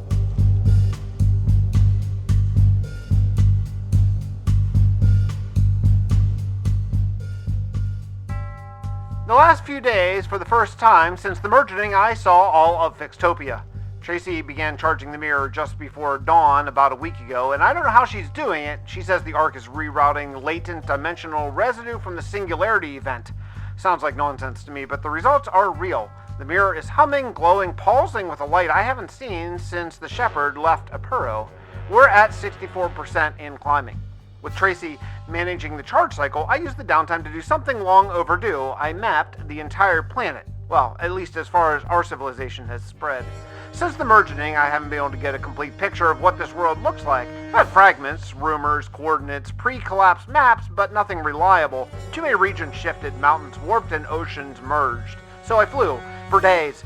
I charted the frozen ruins of the north and twisted jungles forming around Booty Bay. The sharp peaks near Phaelin still pierce the sky. Steelport smokestacks are back online, and the airship docks near Sandgill look ready for expansion. Tovlin is haunting, still silent, but somehow alive. I swear I saw movement beneath the glassy lakes. I compiled it, every biome, structure, border, road. I marked safe zones, threat zones, and places where the terrain itself seems unstable. Tracy thinks the mirror will be fully charged in days. She won't speculate what happens next. She says this event has no precedent. That's comforting. I'm not ready, but at least for now, I know the shape of the world I'm trying to save.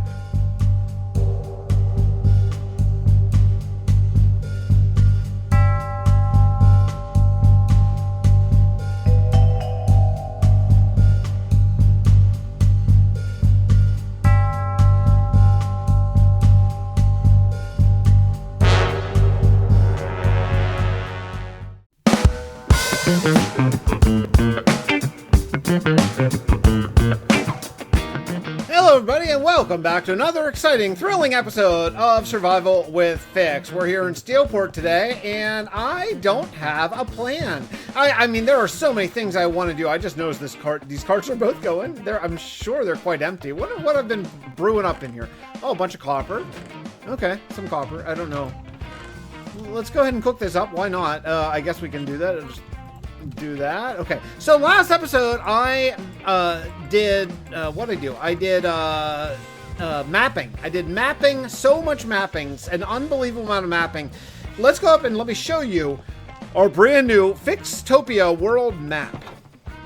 I mean, would you look at this thing? I love it so freaking much. I love it. It's all there. It's all like good. We have if you go way over here, this is Tovlin. Tovlin's all mapped out. If you go way up here, this is the farthest north, the ice castle. I really want to work on that soon. Maybe today. I don't know. Maybe that's what we'll do. Over here in the west, the volcano for the Fixxiverse theme park, and then down here in the bottom we have Gabbor. So there's a couple things I'd like to do. Like, as I'm looking at the map here, I would like to work here on the trees of Gabbor. I need 2 more big oak trees. I want to work on the floating island of Luminar. That's actually really important for the lore. I want to come over here. I want to actually build a roller coaster here on the island for Fixtopia. Not as lore important, I guess. I want to get back to working on the supporters kingdom really bad. That's going to be what I work on with my kids, actually, now that I'm playing in this world with my kids, so that'll be fun. I really want to work here. This is right now maybe what I want to do, because I want to start farming a lot of ice, and this ice castle is going to be my ice farm in this world, I believe.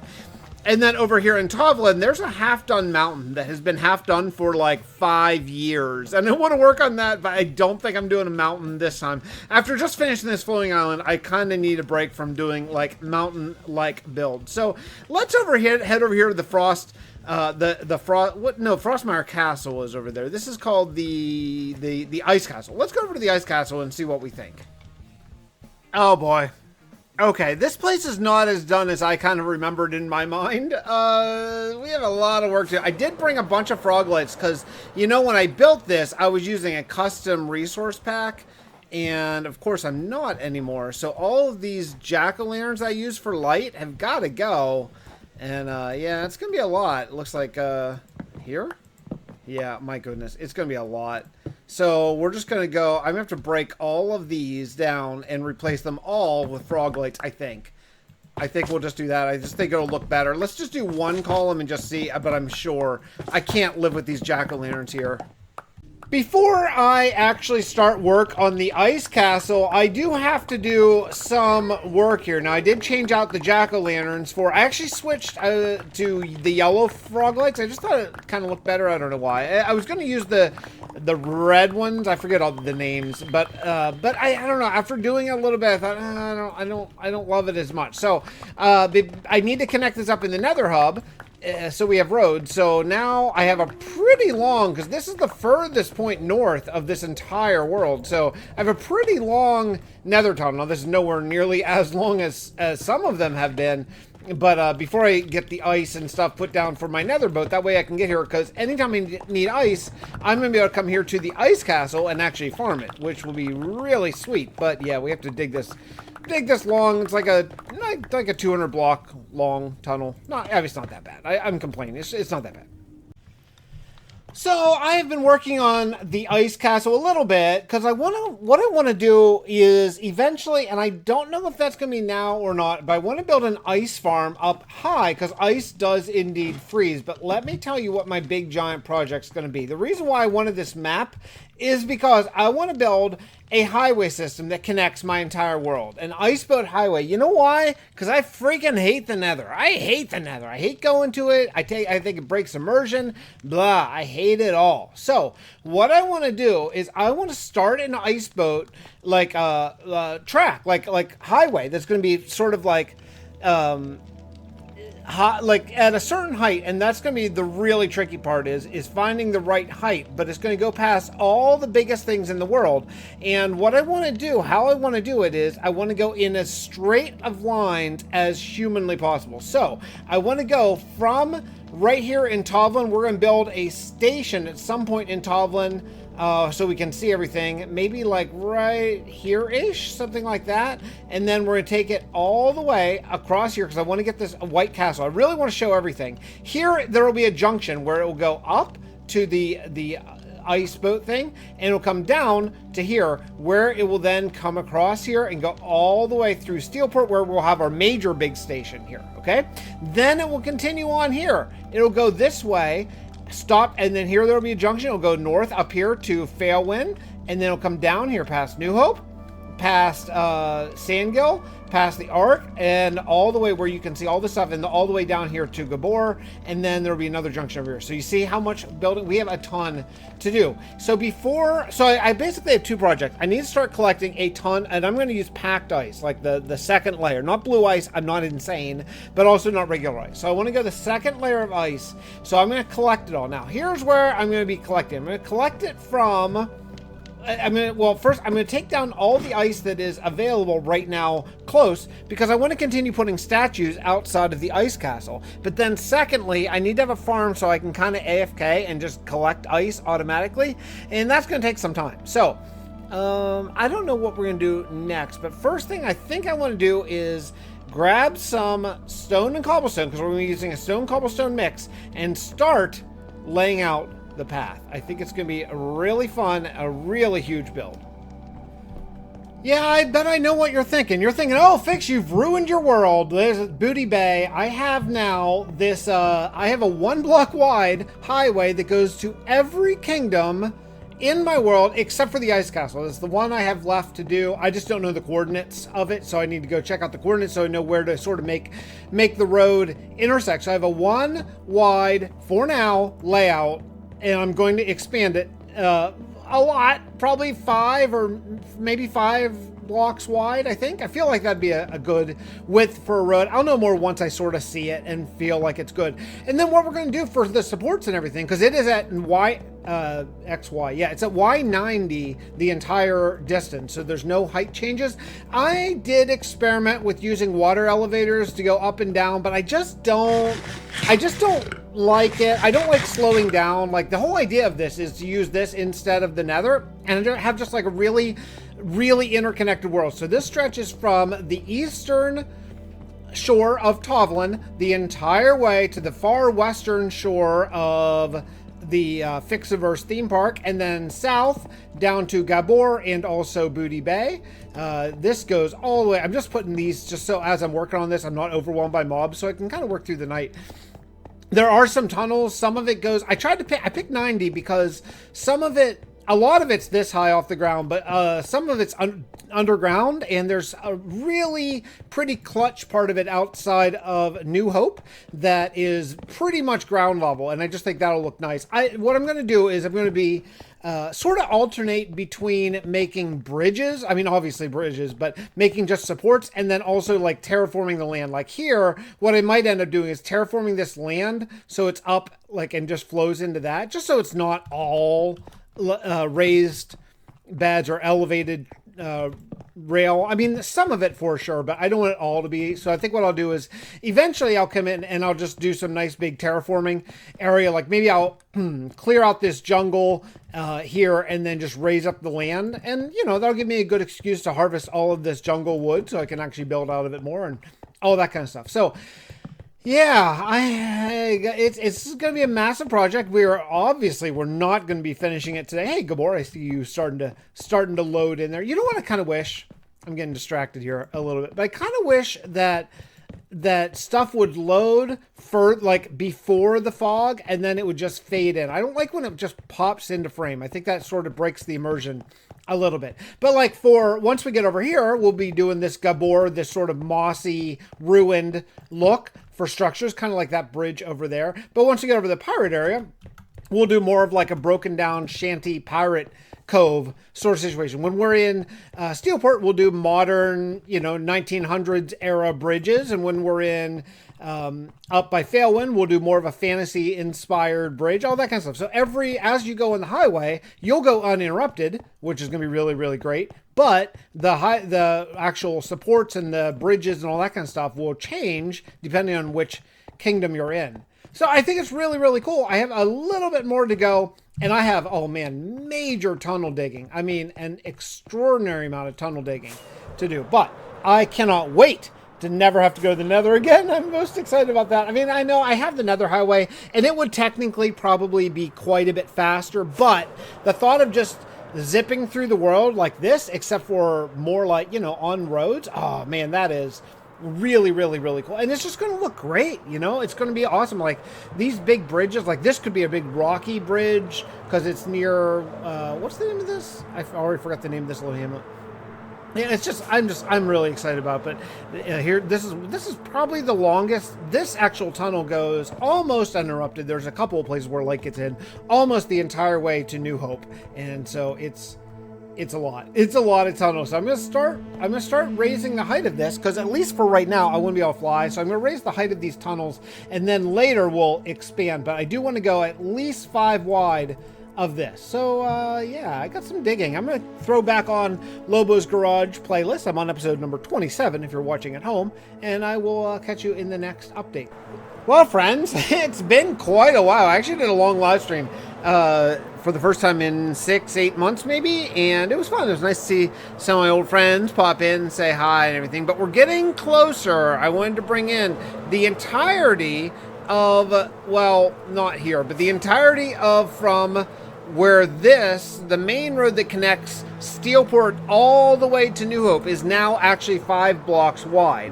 So the next thing I do is go the long road, and it is a long road, it's a long way, and increase the size of this one. Right now it looks like it's 3 blocks, and I need to go 1 block on either side the entire way to Tovlin. And that's really long. But I've just decided, I think 5 blocks is the right width over here. This one is 5, and I just feel like that's the right width. Now I am gonna have sidewalk blocks the entire distance, so it's actually gonna be more like 9 blocks, because I think I'm gonna have 2 rows of sidewalk on both. That's gonna take just forever, but it's gonna be worth it because it's gonna look really cool. But yeah, it's going to take a really long time. The sidewalk blocks are going to be what keeps the boats on track too, without it having to have walls or anything weird and gross. It'll just be like a nice little curb and a sidewalk. So I got to go and take this 1 block on either side all the way to Tovlin. We're getting closer. We're getting closer. It's day 15,822, and we're creeping up on it, but we still have a long way to go before I even start to think about adding ice. Yeah, here we go. I now have finished all 5 block wide of this entire massive superhighway project, and now it's time to start collecting ice. So I'm going to be collecting all of my compressed... What the heck is this stuff called? Packed ice. My goodness, I'm so old I can't remember anything.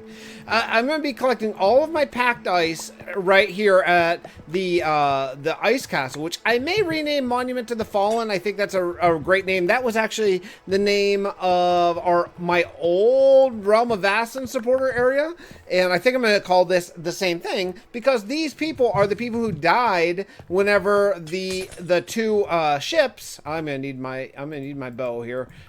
This is combat. There's always combat when I'm harvesting ice. So many freaking polar bears. Anyway, all these statues, now these are actually supporter statues, people who either are channel members or ow, get jerked, man. I mean, these guys, they hit kind of hard. Like, they're annoying and everything, but they hit kind of hard.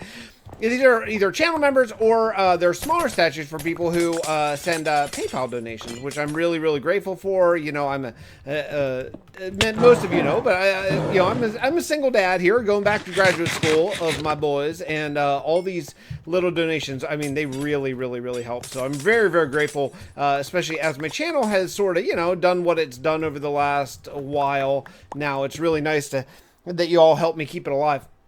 Anyway, so Monument to the Fallen here. This is going to be where all the people in the lore, now obviously you know why the statues actually exist here, but in the lore, it's the people who used to be on the Black Goat or the Shepherd, the 2 ships that crashed in Tovlin, and basically started this entire chain of events. They're the ones that caused the singularity, which then branched out and created Cal, the evil AI that's hellbent on destroying the world, all that kind of stuff, right? So, yeah. Anyway, oh no, oh yeah, okay. Whew. Thought I lost it there. Anyway, so yeah, so Monument to the Fallen here is that we have both a lore reason and an actual reason. So I want to separate this and make room for basically more statues, and also just take down this ice, just so I just think it'd be cool to have a giant statue field of everyone who supported me over the years. Like, this is a 5-year-old world. Oh man, so many polar bears. Just so many. They spawn so much. Anyway, I'm going to take down all this ice, fill a whole bunch of shulkers here, and then try to start laying down... Oh man. It's just so much. I couldn't even tell you how. It's so much. I have so much to go. Maybe it's these babies. Don't look.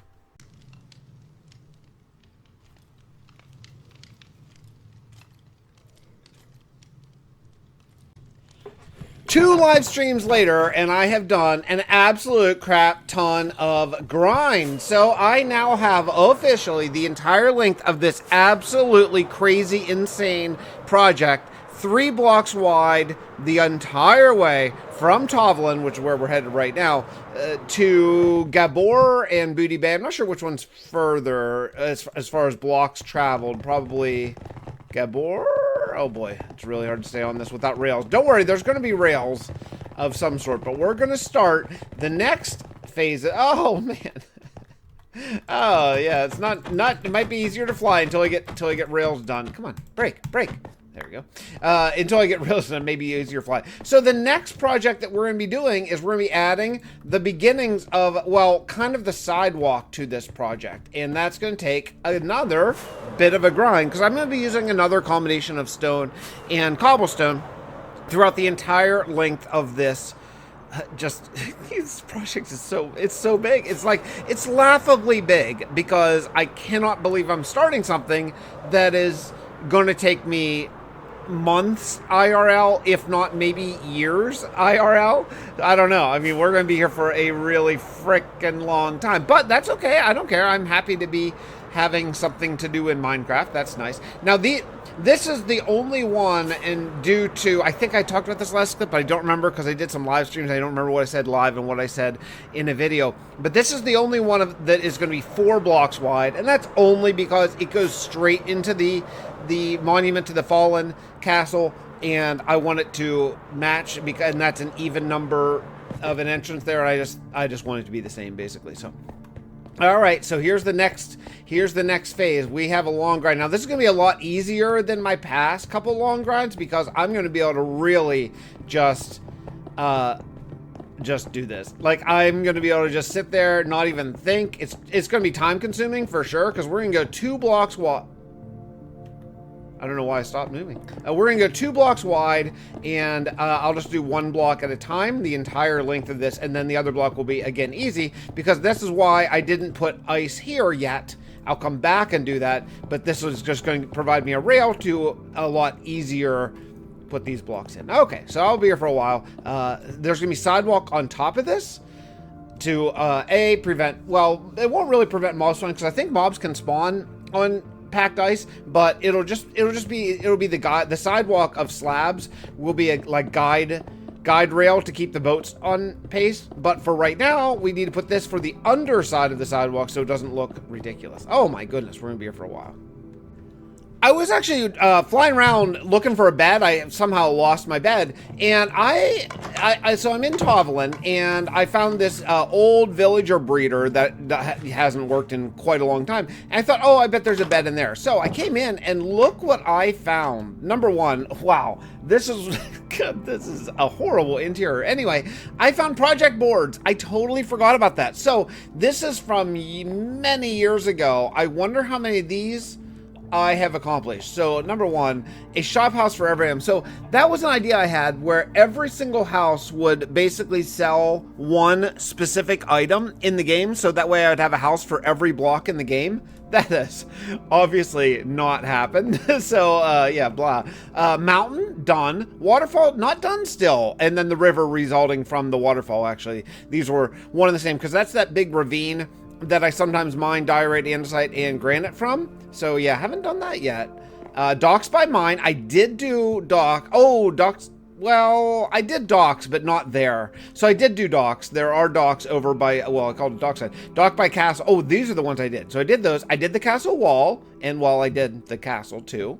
Okay, interesting. And then over here, auto wool farm. I did that. I have an auto wool farm now in the underground bunker Boneville.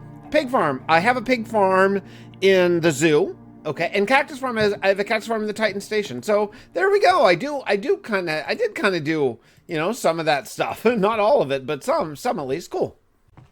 I've been pretty bored while doing this project, and you can see I've made this this level of progress all the way to Steelport to where the tunnels begin. That's going to be a lot of digging. So I've been messing around with resource packs, and I found this hyper realistic skies on CurseForge for Bedrock. That look, this is the Aurora setting. There's so many different settings, but I love it. This is so. I don't know what it looks like. Let's see what it looks like at daytime. It's so cool. I don't know if we'll play with this all the time, but for like right now, for this, oh, do you see it even during the day? Or maybe that's just morning. I don't know. It's really cool. There's other versions. There's like ones with, here, check out one of the ones with clouds. This is a cool one too. Look at these. Look at these clouds. I'm definitely switching to this. You know, I don't know which setting I'll use, but the fact that these clouds are above my builds instead of passing through the builds, that is good enough for me. So yeah, so we'll play for a while with hyper realistic skies. I really love it. It's super cool. I mean, it just looks great. I mean, with vibrant visuals, oh man, it looks really great. There's other ones. There's like sandstorm and tornado and all kinds of stuff. So maybe we'll experiment whenever it like starts raining. We'll experiment with like a tornado or a hurricane or a cloud or something like that and see if that does change anything like when the weather kicks in. But yeah, I love this. This is great.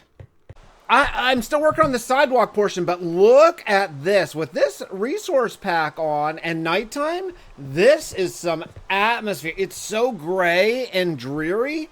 I freaking love it. The one of my very few complaints about Vibrant Visuals is that rainstorms are still really, really sunny. Now, yes, the moon's up, so right, it's the middle of the night. But I love this effect. I don't love the skeleton shooting me. Oh, or that one. Okay. Well, I gotta sleep. But I just want to show you here at nighttime how really, really cool this is. Sky's a little blue for nighttime, you know, but it's still it's all right.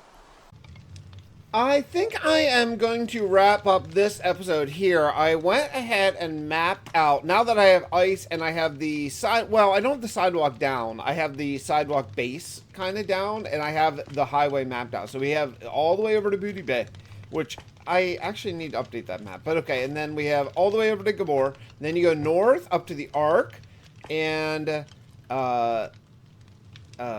I know I did this map. Why do I not see it? I know I did it. Out to the Fixxiverse theme park. I know that's so weird. I didn't do it. Anyway, then New Hope, and all the way up to Failwind. And then over here we have going across, it's a Steelport. I don't have a name for this little farming village. It's kind of like New Hope, but I need a name for this. If you have a really great name for this little farming village out sort of in between Frostmire Castle and Failwind, you should let me know. And then we go across here all the way up to the Monument to the Fallen and over to Toblin. So I'm really good. I'm really, really happy with the progress so far. I'm not sure if I want to keep working on this project next episode or if I want to get back to the island of Luminar or what. Because we have about 100 days before the next world download for channel members. So I'd kind of like to get a lot of progress done for that. And I just haven't decided yet what I want to do. So, I don't know, I'll think about it. Let me know in the comments what you think, and I'll see you in the next episode. Let's do the lore segment right now.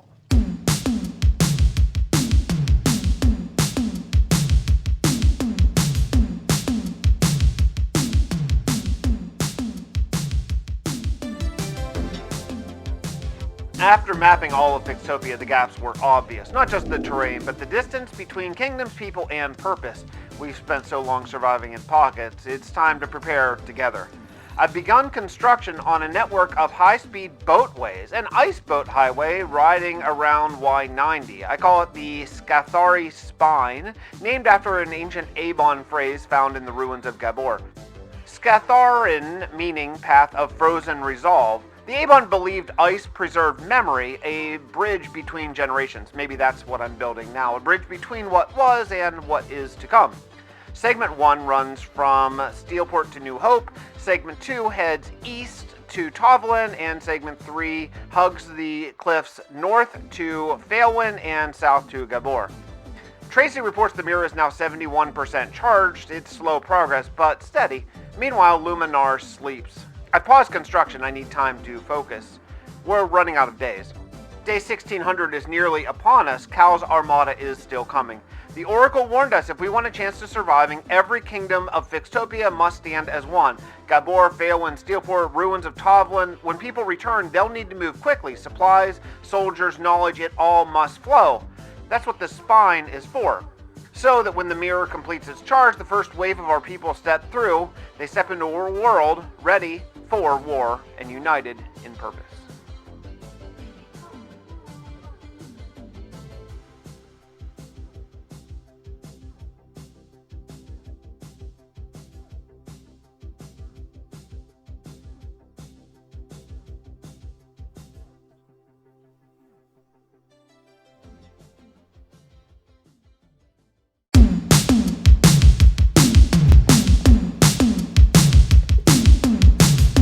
Hello there, everybody. Welcome back to another exciting, action-packed episode of Survival with Fix. It's day 15,899. So, here's the plan. I'm going to do a 101-day push until day 16,000, where I'm going to give a world download to channel members. Thank you so much for your support. Love y'all. And we are going to have the world in some good state of finished projects. I'm doing air quotes. You can't see me IRL, but trust me, I am. So here we are at the Scathari Spine. That's the name of this iceboat highway, and it is in a pretty good state of, you know, kind of working on it a little bit. We have a lot more to do, but I do have the 2 sidewalk areas done, and I have 3 blocks wide of ice through all of it except for this one northbound actually not this one, the next northbound passageway. So what I want to do is I want to make this a full 5 blocks wide just for like immersion's sake. I don't need it to be that big, but I want it to be that big, so that's what we're going to do. So I have to go gather more ice, quite a bit more ice, and then because this path, it's super long. It's really, really, really long. I actually mapped it out last episode, and I'm shocked. Even though I made it, I'm shocked at how long it really is. So we're gonna head to the Monument to the Fallen and start collecting ice. Let me show you the state of it right now.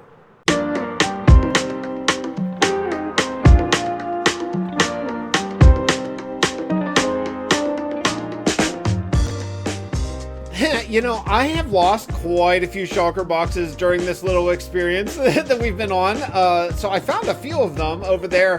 I actually moved the portal here last episode. I think I did it off camera, but I moved the portal. I just had a rando portal out here in the middle of the ice, and I moved it. Well, you can see it. It's right inside that tower. We're going to make this, of course, a lot better over time, but I just haven't gotten there yet. So, but the good thing is, when I found my shulkers, look what I found. I found 2 completely full ice shulkers. So I'm actually 2 ahead of where I thought I was, because yeah, and I actually have 2 shulker, at least 1.5 maybe shulker boxes back in Steelport. So we're in good shape. These ones are filled with like you know, other stuff. So I have oh man, I'm gonna need so much. Okay, so I'm gonna take down these. The reason why I'm taking all these down is because eventually, over the course of time, since this world's gonna last for another 25 years, 30 years, 40 years, I don't know how much longer I have on this earth, but this world will last that amount of time. I expect all of these to be filled up with either channel members, donators to PayPal donators, whatever, things like that. So I want to make it a lot of room, as I'm going to be I'm combining from my old worlds and just sort of making one giant area here. So I think it'll be a lot of fun. But yeah, I gotta get working. So I'm going to take all this stuff, get a whole bunch of ice, and then we'll get going. So what do we think? I have now at least the first segment. I think in the lore segment last episode, I think I called this segment 2, but that doesn't make sense. Segment 1 is from Tovalin to Steelport. That's the biggest stretch probably, or maybe close to it. So yeah, and then that's the northern expansion. We'll have to name these highways since these are actually like highways. But I love that it's 5 blocks wide. It just feels right. You know, you could put a boat on here, and then you could easily have another boat on the other side and pass each other without colliding. It's great. And then this will be sidewalk, once we build that up. But I got all the way down here to the turn, and I'm ready to make the turn and head towards Steelport. Unfortunately, however, I am running low on ice already, so I'm gonna have to go repair my tools at the floating island of Luminar, and then harvest more ice. But I'm pretty happy with the progress so far.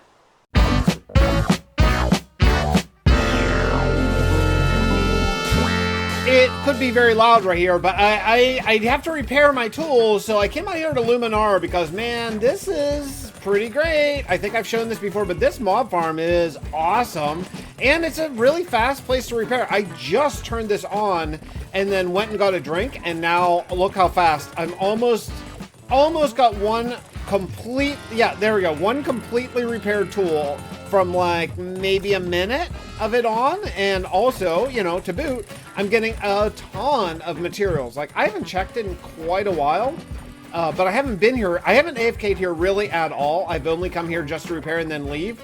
So let's see what, yeah, my gunpowder farm. And remember, this is double. So I have 2.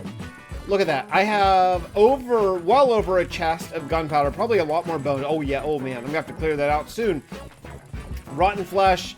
I have attempted, I've attempted to get clerics out here. You may notice that they're all gone because none of them would refresh their trades, and they were making me crazy. So, well, there was some iron justice dealt out, unfortunately, here. So I'm going to AFK here just for a little bit. I need to run up to the garage and clean up some things. So I'm going to AFK here for a bit, repair my tools, and then I'm just about out of ice. I have, well, just barely over a stack of ice left.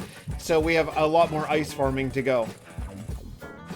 Oh, okay. Now, I'm not going to do this. I'm not going to do this, what I'm thinking right now, but I'm kind of planning for the future because there's so much that I want to do in this world, you know, over the course of forever, you know. And one of the things is this highway system, I am freaking in love with it, even though it's just right now suspended in midair and it's not actually like, you know, bridges and stuff. But what I'm thinking is, you know, this lake is going to be kind of the middle of it.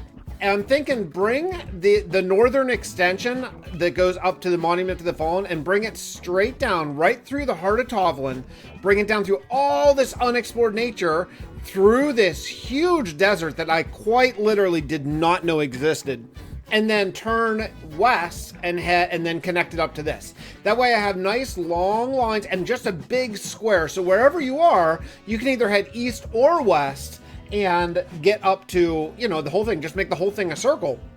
And then we can do other little extensions. But eventually then I could end up having like, I mean, look at the size of the mesa down here. This could be like an Old West kingdom. I could do a desert kingdom. There's so many things I could do down the road if I do extend it. Also, this way, this thing will go right through Gabbor.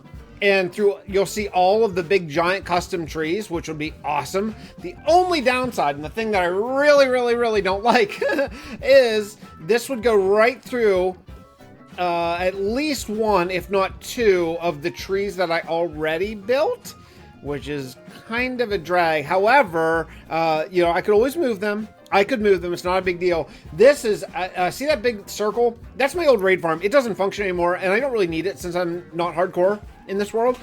So I was thinking about that is going to end up being a really important build for the lore, probably in the next 1,000 days, actually, probably very soon. So the highway could actually go literally right through it, which I think would be a really just cool visual thing. And, you know, it'd be cool. I'm not going to do it. I'm not expanding the highway anymore. We don't even have sidewalks on the highway yet. I don't even have all the ice laid out. So we're just going to work on what we have now. But coming at some point, we're going to come all the way down here, and it's going to be the most amazing highway ever made, or something. You know, I was talking to Germsy Boy yesterday. He did a live stream. We were just sort of chatting a little bit and about vibrant visuals and how much I love them. And he brought up some stuff that he doesn't like. And look, I bow to masters. You know, I'm a big trust the experts guy, and I would say Germsy Boy is my personal foremost expert on textures and you know, Minecraft texturing and stuff like that. He just knows more than I do about it. So first, I said I love vibrant visuals. I'm crazy about them, and he brought up some issues he has. And now that he said it, I can't see it any other way. He said like the colors are just a little extreme in like the biome colors. And I wanted to come in, but now I talked through it. I meant to point out how cold this feels like, especially morning and dusk. So let me sleep, and maybe we can catch it in the morning when this biome feels really cold. Okay, I don't know. I don't know if it's going to translate on YouTube or not, but I just feel like this is so cold, and you know, I kind of get it. I kind of get that it is kind of extreme, like maybe it's too much. I also, at the same point, I tend to be extreme fellow. Like, I do tend to go all the way. Like, when I'm doing... No, I didn't mean to do that. When I'm doing, like, thumbnails or something like that, I know that I tend to do too much saturation. It's just in my nature. Like, I just tend to go a little further than I probably should. So, you know, knowing that about myself, I'm like looking at this thing like, wow, this is great. Like, how could it be too much? But when I look out here, I do understand, like, maybe it is a little bit too much. I don't know. I like it a lot, though. Anyway, I'd love to hear your thoughts on the vibrant visuals thing. Are the colors a little...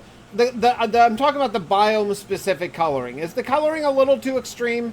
Let's have a leave me a comment in the down below and let me know. I'm very curious to. But now that you know how you guys feel, now that he said it and pointed out to me, now I do kind of see it, and I didn't see it before. So thanks, Germ. You ruined Minecraft for me. No, just kidding. I still love vibrant visuals, but I do understand the point.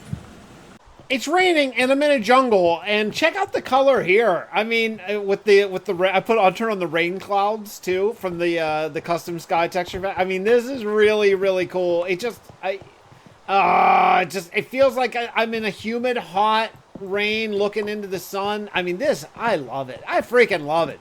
Minecraft has never been more beautiful in my own humble opinion. This is peak. Oh man. I had to pause because I'm doing the thing. I'm doing the thing that I just got done saying in the last clip I didn't want to do, but I'm doing the thing. I'm expanding the walk. Now, look, I'm not going to go all the way around that big lake. The big lake is over there. We're heading east. This is north, the direction I'm looking now.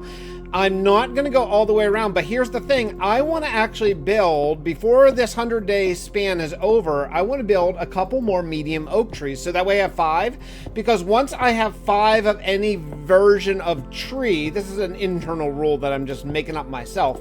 After I have 5 of any kind of tree, then I can start placing them around using the Arbor Druid's tree growing technology that I'm really, really excited about. So we're gonna have this road go basically directly through the oh man, I gotta redo this anyway since I lost all my armor stands, so it doesn't really matter, but this is making me sad. I hate destroying builds.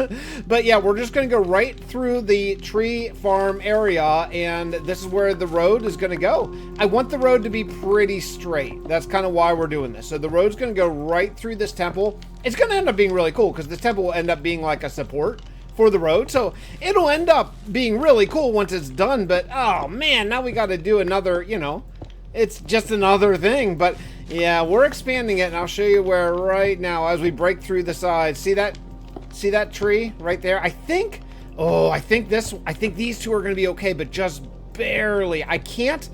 That stone, the road cannot go past that stone, and if it does, then this whole thing doesn't work. So then I'll have to move the tree basically. Well, we'll find out. I got the iceboat railway put out to, well, through just a little bit further. I didn't go that much further, but I got it put out through these trees, and I moved the tree using a structure block, because that's how the ancient Avon people move trees. I moved over like 6 blocks. So I could put this through, because once I get 5 custom trees done, I'm allowed to use structure blocks to plant these trees anywhere I want. That's the lore of this world. So I want to make 2 more of these trees because I got to take a break. Putting out this ice and sidewalk, it takes so long. It's so painful how long it takes. So I want to take a little bit of a break. So I'm going to make another 2 48 block plots down sort of in this area right here, just like right beside these 2, like probably 1 on either side. And then I'll have all 5, and then then I got to build them, and then I got to get trees. So I've been harvesting leaves. I have like just only 2 shulkers of leaves. I need way more than that for even one of these trees, let alone 2. So I got a lot of work to do here, but I wanted to come in before I did that work, and then I'm going to lay out a couple more plots. Also, when I was using the structure block on this, I think this is not exactly 48. I think I miscounted. So I need to recount this one and double check and make sure that it's on track. I may have to move the plot a little bit. I haven't saved them yet. I'll talk about saving trees maybe later in this episode or not, because one of the things about saving trees is right now there's air blocks, and I need to add the void block. So maybe either this episode or maybe the next episode I'll show you how to do that. Who knocked me off and who gets to die now? This guy? This guy gets to die? Okay. All right. Revenge. I've been on the grind for some time. We have 42 more days left. And you can see I have 1, 2, 3, 4, and the 5th tree is kind of set up. So, you know, all these trees are very similar, but that's what I wanted. I wanted 3 similar, but you know, types of tree. And these are pretty branchous. Is that a word? I don't think so. The branches are, you know, distinct. They're not big blobs of leaves. The branches are very distinct, and I like that for this style. I may come back and do another oak tree that is a little bit more blobous, you know, but for right now, I just want to have 3 versions. So when you look at a tree, you're like, well, that's just the same tree copied over there or over there. So now I'm going to have, you know, like you can see these trees are quite different shaped, even though they are obviously a very similar style, and that's what I want to do with this one. So this is basically the exact same structure as I did for all the others, and now I'm going to leaf it. Leafing it, it takes time. Now I do have I have 3 more shulkers, so I think I'll have enough, but probably just barely or close. Then the drag is, after I get this completely leafed on the sides and the top of each branch, then I need to come and like sort of sparsely go under, because I want to see that there are branches. I didn't put these branches for nothing. Like if you look at this one over here, there are leaves under, but you know, trees, often most of the leaves that I see in the trees out in my yard anyway, are on the side and top. They're not really underneath. So some I did a lot, some I did a few, but when you walk under the tree, you definitely see that there are indeed branches. I like that. Look, they're all sort of the same. So what I have to do is, after I get the sides, top, well, both sides and the top, then I have to pillar up and just dab some leaves here or there, just to sort of make the whole thing work. So yeah, you know, it takes some time, but we're getting there very slowly. We're getting there. I did want this tree to be at an angle, so I'm gonna have to edit this root a little bit, but I did want this tree to sort of go a little bit sideways, so it's just so it's different than these other ones. I think that I'm done with the leaves. I think I have all 4 trees done, including little spawn proofing holes, because I've been sort of like just standing here for a while during the day to see if any hostile mobs spawn, and what I did is I just punched holes. I think I showed this last time I built trees, but I just like found a few little places that, like right there, like punch a hole. So that means this is 15 daylight. So that means like for 15 blocks, I believe, no mobs can spawn in a circle. So then I found another spot, like I don't know where, maybe was it here? Or, I don't know, here I guess, yeah. And I just sort of like looked for dark spots to see, you know, where maybe mobs might spawn, and I haven't seen any spawn in a while. So I think we actually have all 5 trees done. Now I want to take some time before I place these trees, so just to make sure that I really love them, because once I add these void blocks to these, which will basically eliminate all the air blocks in these 48 by 48 by 48 blocks, once I add those, they are a real pain to deal with later. So I really want to make sure that these trees are just how it is. But I like this. I think I have 5 very similar breed, but all different versions of trees. I do think I want to edit the trunks a little bit, though. That's a nice thing you can do after I plant the trees. I can edit the trunks to make them look even a little bit more different. But I like it. I really like all these 5 trees. I think it's really, really, really, really nice. So I'm going to wait before I save these trees, maybe for like the next episode, back after the world download, just to make sure that I love them, and then we'll start planting them. With the trees done, I think the next thing I want to do is kind of prepare for the future. And what I want to start doing is the first of the stations that's going to kind of kick off this iceboat railway, or highway, not railway. And I think part of that is going to be working back here in Tovlin, which is something I haven't really done since the mergening. And I think what I really need to do is I need to get rid of all of these trees. They all got to go, because what I'm going to do is I'm going to build up some cliffs here, some not huge cliffs, but moderate cliffs, so they can actually put a building on this. So it's I don't want to have this entire iceboat railway suspended or bridged, you know, I'm talking about like above the ground. Some of it will be, certainly, a lot of it will be, but I want to eliminate as much as I can. So when there's the place that is possible to have the land come up to it, I'm going to do that. So I think what I'm going to do, I have all these shulkers. I think I'm going to put up these shulkers down the ground. I'm just going to go to town, filling them up with wood and leaves, and also like foliage, grass, everything else. I'm just going to go to town. So, yeah, I don't know. I think I could easily spend the next 35 days doing this. But yeah, I'm going to clear all these trees. Maybe I'll get the leaves, though I think my hoe is, maybe not. My hoe is kind of running out of durability. So yeah, I'm just going to take these trees down.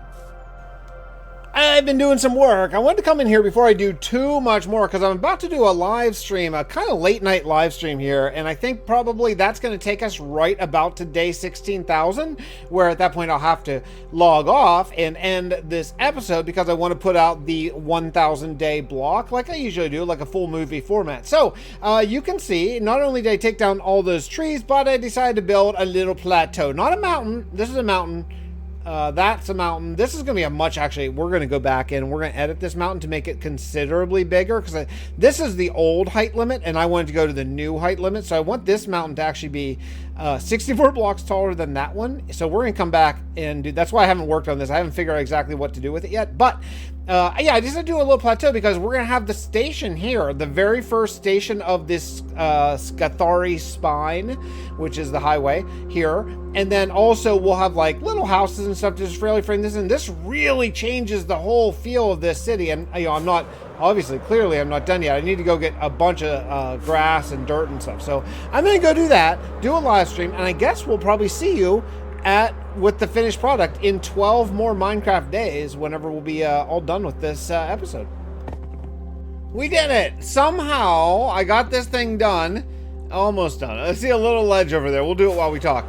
Just in time, day 15,999, and this little area right here is basically done. So the idea will be, this will be where the Scathari spine is Scathari, not Scathari spine, where it actually has its first and easternmost terminal. So that'll be really cool. It'll be a really, really cool build. We might do that. I don't know. Maybe we'll do that first episode back after the break, after the world tour and download for channel members. Maybe, or maybe I'd like to get on to the castle actually. So maybe we'll do that. We'll begin the castle of Luminar maybe next. I don't know. Regardless, we are now done. I'm wrapping up, finishing the last couple blocks of this right now. There we go. And yeah, and this is going to be great. It's going to be a pretty, look, it doesn't look that natural right now, I'll give you, but it will.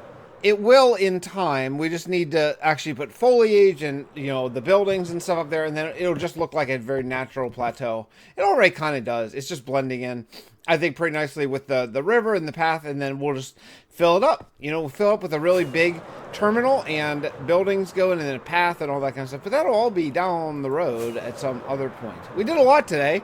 Thank you so much for tuning in and checking it out. Lots and lots and lots more to come. But we'll get there in all good time. Let's do the lore segment right now.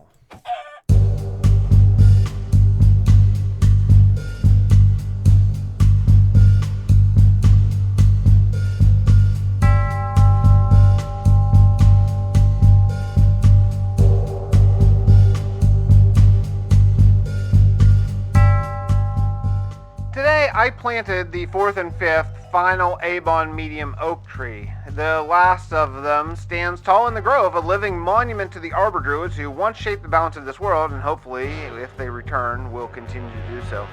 With them complete, the ancient blueprint is fulfilled. I can only hope that their strength lives on in the hearts of those yet to return. Meanwhile, the Scathari spine now stretches from the north to the far south, from the far east to the far west, its ice gleaming under the midday sun.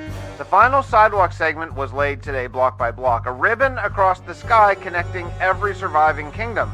It's no longer just a highway, it will be our lifeline. I stood at the Tovlin station as the sun set behind me. For a moment the wind stilled, the world held its breath. Tomorrow is day 16,000. Tracy says the mirror is nearly charged. The next time I write, hopefully the world won't be so quiet.